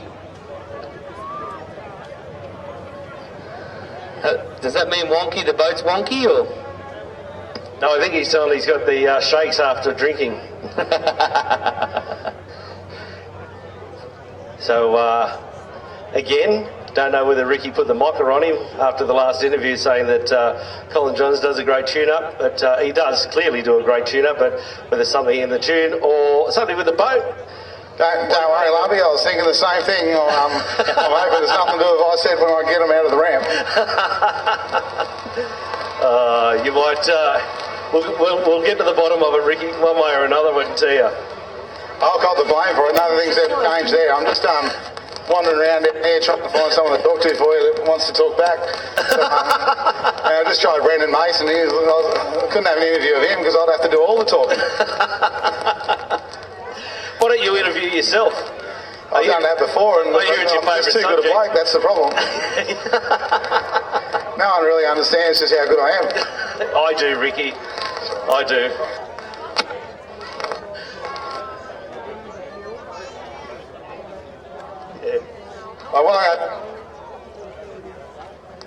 Jamie's best mate, and so down here. Just got to watch me step. There's 2 strokes round. There's oil around it. Come for a walk in here. We'll got Reece Coles working on the motor, going downhill fast. Got Lockie Vella hanging on a pair of pliers, and we'll see what's going on. So, Bob, for a second, Reece, while you're frantically working away there. Mate, one of your bullets expired. Yeah, mate, probably a little bit lean, I think, on the tune-up with this new fuel, and going down the back straight, it sort of was that late. I knew, there's a possible, yes, I better turn it. It's not bad, but, I'll use it today, that's for sure. You just got this one on the fire back, and run it in and get out and have another play. Yeah, mate, we've put another motor on that we've got here that we ran at home, and you know, obviously this fuel's going to give us a bit of grief to try and get the tune up right, so we're just trying to put some more fuel into it, and hopefully, you know, we can stop it expiring. Now, I've been on the phone to the Butler Motor Vehicles in the sponsorship package and told them they need to up it a bit to cover the next one. So, you know, we're working for you, mate.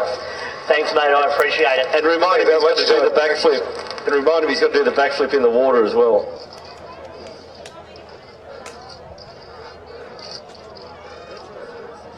Metropolitan and outer areas. West Cranes can provide cranes for any job requirements, from a 12-tonne franner right up to a 100-tonne all-terrain, so there's no job this team can't do. Free on-site inspections available with extremely competitive rates. West Cranes. Yeah, Mick, well, I've seen in the shadows here hiding behind his sunglasses, I found Mr. Craig Bailey, and I thought you were going to have a boat here, Craig. I have. I've got Carl and my son's boat racing this weekend, so I'm up here to support him and look after him. Oh, very good, very good. What's going on with the Chris Kuznetsov F1 that you've been driving? We saw at Darwin go so well. Yeah, we're just testing next weekend, getting ready for Adelaide, so I have to go back overseas to work, so I need to test early and make sure everything's okay for the boat. If everything goes well next weekend, we'll pack it away and be ready to go to Adelaide. Very good, so Adelaide's your next hit out? Yeah, absolutely. That's what we're shooting for, the Dawn Gold Cup. Try and get our name back on the board down there. I was talking to Chris Palmer earlier and he said both you and Reece still owe him a case of beer. Yeah, he hasn't turned up to another race yet with his boat, so when he turns up with his boat to a race, we'll give him his beer. Oh, well, I hear he's going to Dorman as well as I'm here, so it looks like there'll be cases. Yeah, I think so. Count a Corona from me, count a Corona from Riso, and we'll help him drink them as well. Oh, by the time the weekend's over, you'll be hoping to collect one back, wouldn't you? I hope so. No worries, I'll leave you to it. Good to see you here, Craig. We look forward to seeing the Dawn. Okay, mate. Thanks, Ricky. Thanks, mate. We stock an extensive range of new and used boats. We've got outboard motors, we've got spare parts, and we've got accessories. Over our 25 years of operation, we've become one of Australia's most reputable marine dealerships. We're a family-owned and operated business that services the Greater Sydney and New South Wales boating community. So give our team a call on 1300 413 173 or jump on our website blakesmarine.com.au, and don't forget to like our Facebook page. It's going to be... Yeah, lovely. Well, I'm still going. So if you don't want your house and workplace to be... Here with Cracker Racing out first F1 Challenge race. There, his runs away. Water. They look good. Oh, we're happy with it. Well, the only advice David gave you was not... Yeah, that's it. This weekend, I think. No, come back from Dargle, we had a bit of a meltdown, cool things off. This motor making gun, I did a Dargle. Definitely is. We took what we had from Dargle and did some testing and on the right track. Bit of push. Yeah, I'll be out from him. Yeah, definitely. You can see what happens. Yeah, look forward to the race. Reece is frantic. And have another.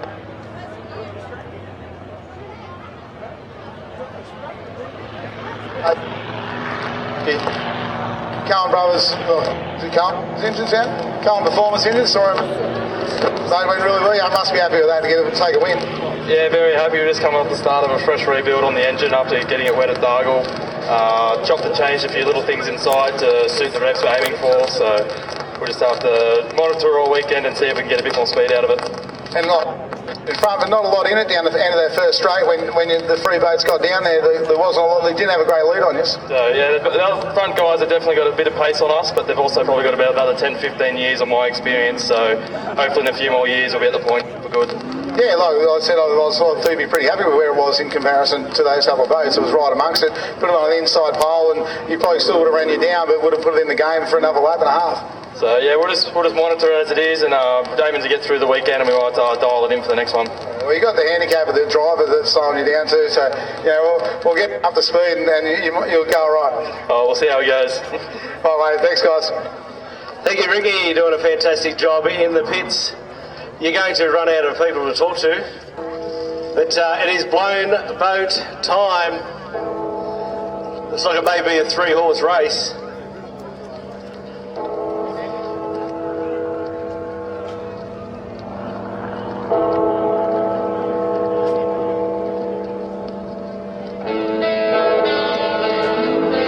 Get over towards the bank, ladies and gentlemen, boys and girls. It is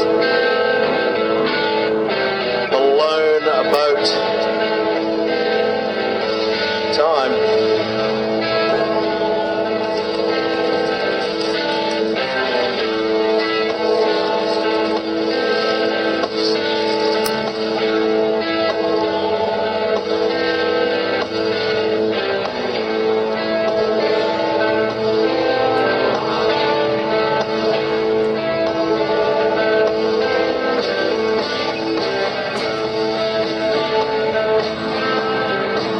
Come down to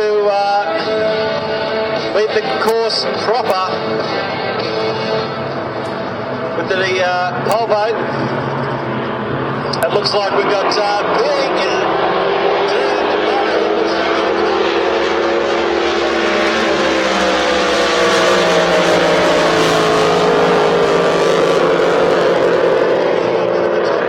now as Dean leads them in around for the first time. Nice tight. Big jump out of the water there for Bulldog. This is where the power is going to really sort of be out for the boys.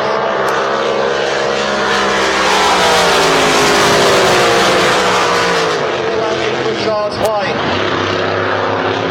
Down the bottom turn, boy. Once again, Team Barry sits the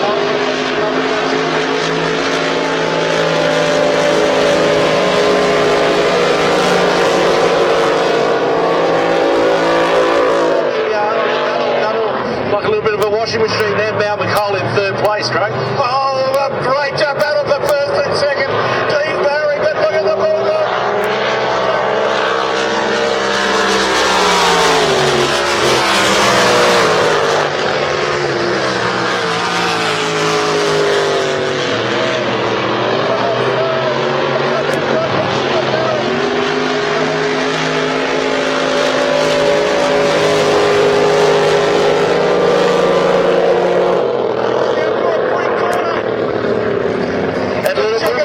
Got some speed.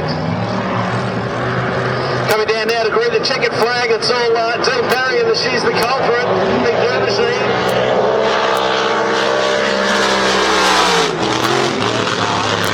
Performance, he can do a fantastic job with that. Jamie McHutchins in the Bulldog machine. Absolutely gorgeous though. That Bulldog beautiful agree on that one.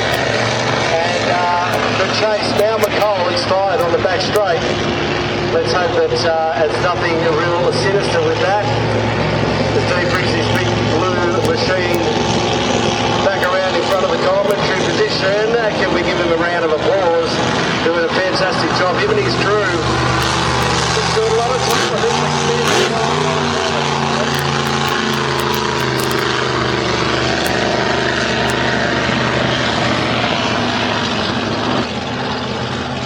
That little Bulldog machine, it was like a little Bulldog. It wouldn't go away, would it? It's he was really starting to nip on the heels of Dean Barry in the big 21 foot. I tell you what, had some speed up that back straight. It did. He looked like the Great Dane in a Chihuahua. Those two trying to fight it out.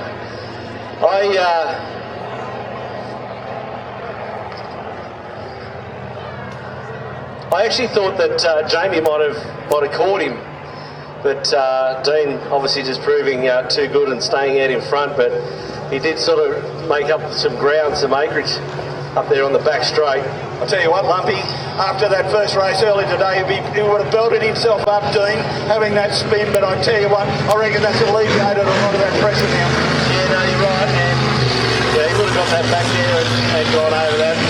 Yeah, the bad thing about it is when they do have a spin like that, it also puts a lot of stress on the boat.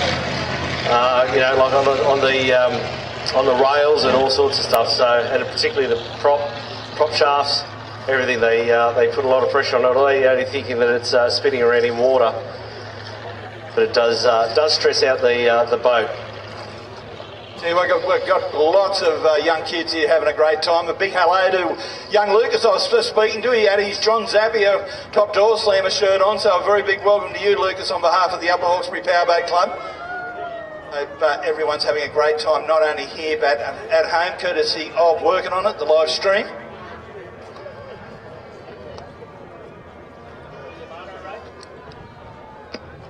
So we just heard through, we're going to have this Yamato race, and then we're going to have a short break. We're going to feed our volunteers. Jamie's already eating. Mate, I'm into the fruit, the grapes. Oh, how good's that? You want some? I would love some. Oh, you have to go get some. Is the Chase getting towed back now? He's a bit... I'm not game enough to ask him any hand signals. And he might give me the wrong one. He's got his head down. It might have jumped out of gear because it sounded like it was idling. Any good, Mogsy? He's got a hell. He's not very good at hearing on a good day. So. Roughly how long's Mal been in the sport for, Jamie? I think he started racing boats in 1906. I think Mal's about 109 years old, so he's probably been racing 100 years. Yeah, somewhere around there. He's come over on the first fleet.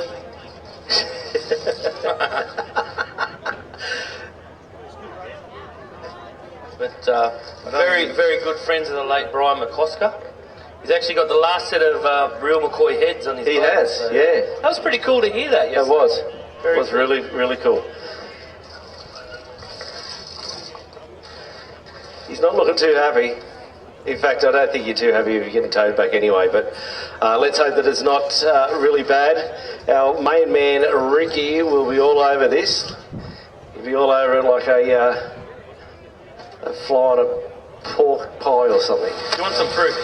Yeah, copy there, Mick. I've just been down to Rival. They're a bit busy at the moment, but they've lost an engine in that boat, and he's brought a second engine with him, and they're just frantically unbolting stuff at the moment to do an engine change, and that looks like it broke a rod and made a mess of that thing. I'm just toxic at the moment. They're doing a little bit of checking at the moment. Chris is just busy. As soon as I get a minute, I'll talk to him and come back with an answer on toxic, and I'll keep wandering from there.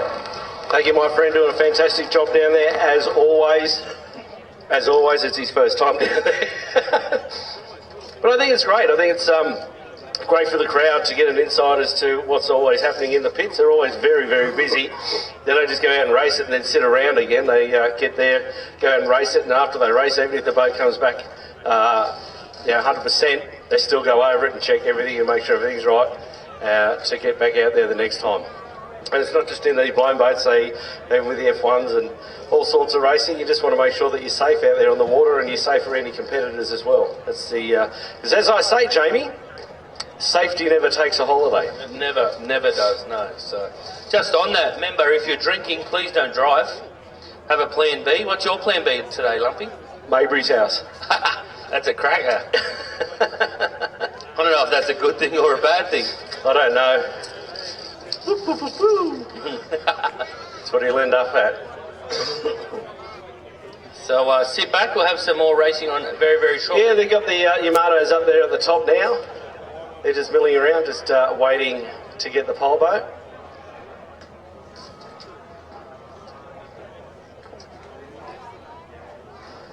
We'll be back to bring you this little Yamato race. And like I said, then we'll have a lunch break.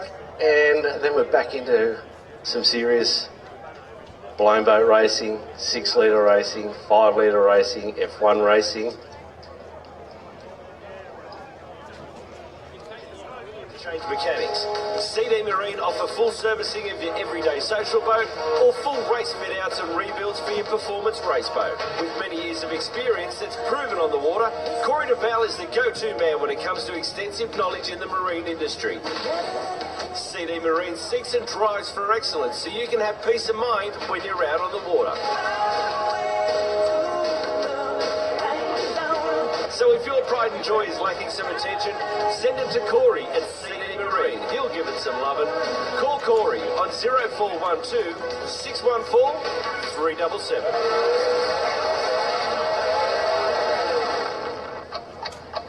Hear that? It's It's time to get your business looking smart before time runs out.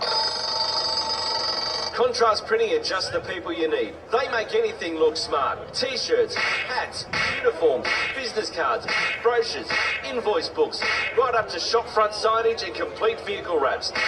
Family owned and operated with over 20 years of experience, why would you go anywhere else? If you need it branded, call Contrast Printing 0408 640 331 or jump online contrastprinting.com.au. Crown Plaza, Hawkesbury Valley is a four-star... Yeah, Mick, I'm down here with the Bulldog boys. We saw him have a pretty good run in that race, just couldn't get back in touch with Dean. At the end of it, it looked like you lifted with half a lap to go. Yeah, no, it was a good tussle going. I was trying to keep with him. Just coming that bottom turn last turn, we just seemed to lose a bit of pressure, a bit of oil pressure there. So I just sort of buttoned off and it come back, and but obviously by then it's too late. So I just sort of putted along. But set up in the bud and struggling with our first race to get a handle on it, struggled getting on the power out of the corners. The boat was doing a few silly things, jumping, and it just didn't seem as smooth as we've seen in the past.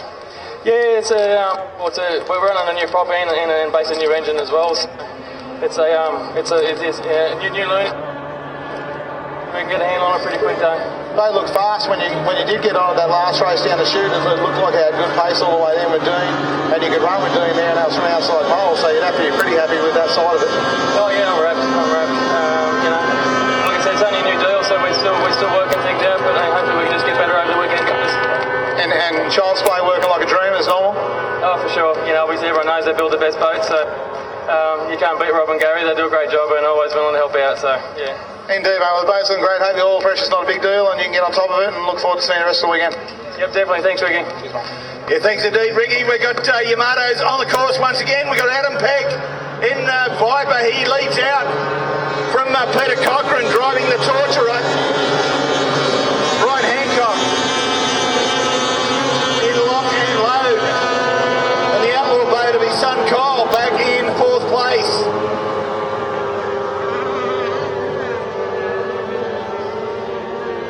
Of course, Peter Cochrane, the driver of the Torturer, this boat normally driven by Christy Walker. Peter had a great season once again in the Australian Formula Powerboat Grand Prix Series in Formula 3, winning that championship again. The boat's still on the back straight. Nice little battle here between father and son as well. Brian, father in third, and son Kyle in fourth place.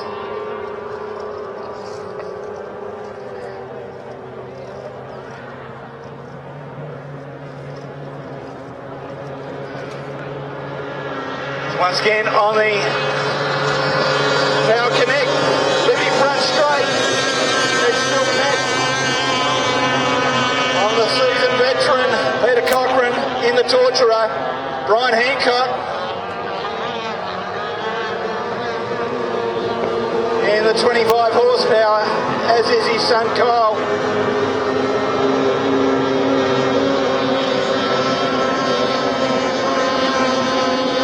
Laps counting down.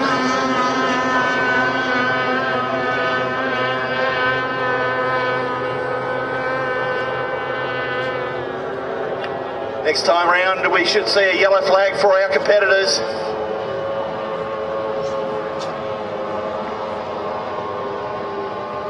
Yes, we do. So has Peter got one last challenge here? Because Adam's opened up quite a lead here.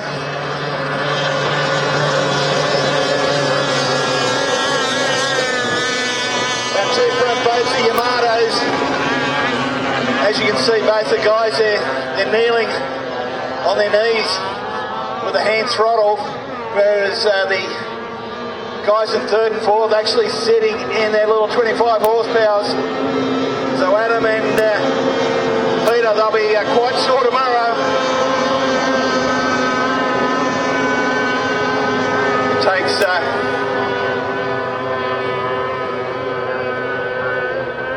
quite a bit of body control getting these Yamatos round the corner.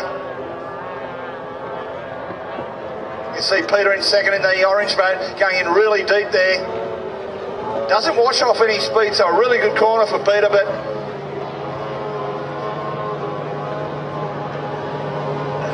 Taking the win will be Adam Peck. Second home will be the Torturer, driven by Peter Cochran. They've normally driven and owned by Christy Walker.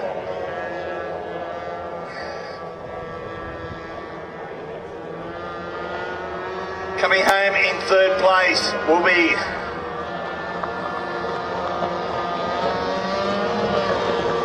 Brian Hancock, and his son Kyle, and comes home in fourth.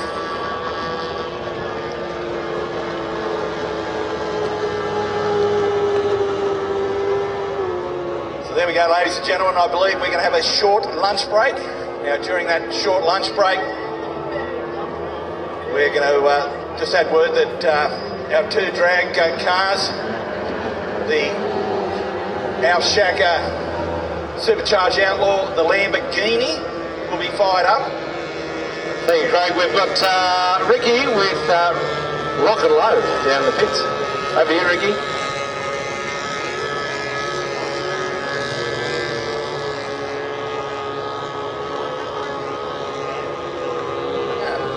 Down here with Lock and Load, and Ryan had a good race there in the first one of Impulse, and he got you at the end of it, but you made him work for it. Yeah, we've had a pretty busy week. Just got the motor in the boat pretty well yesterday. Had a warm up this morning, and it was pretty rich. I failed. My hydraulic assist failed in my cab plate, so we had a bit of issue there.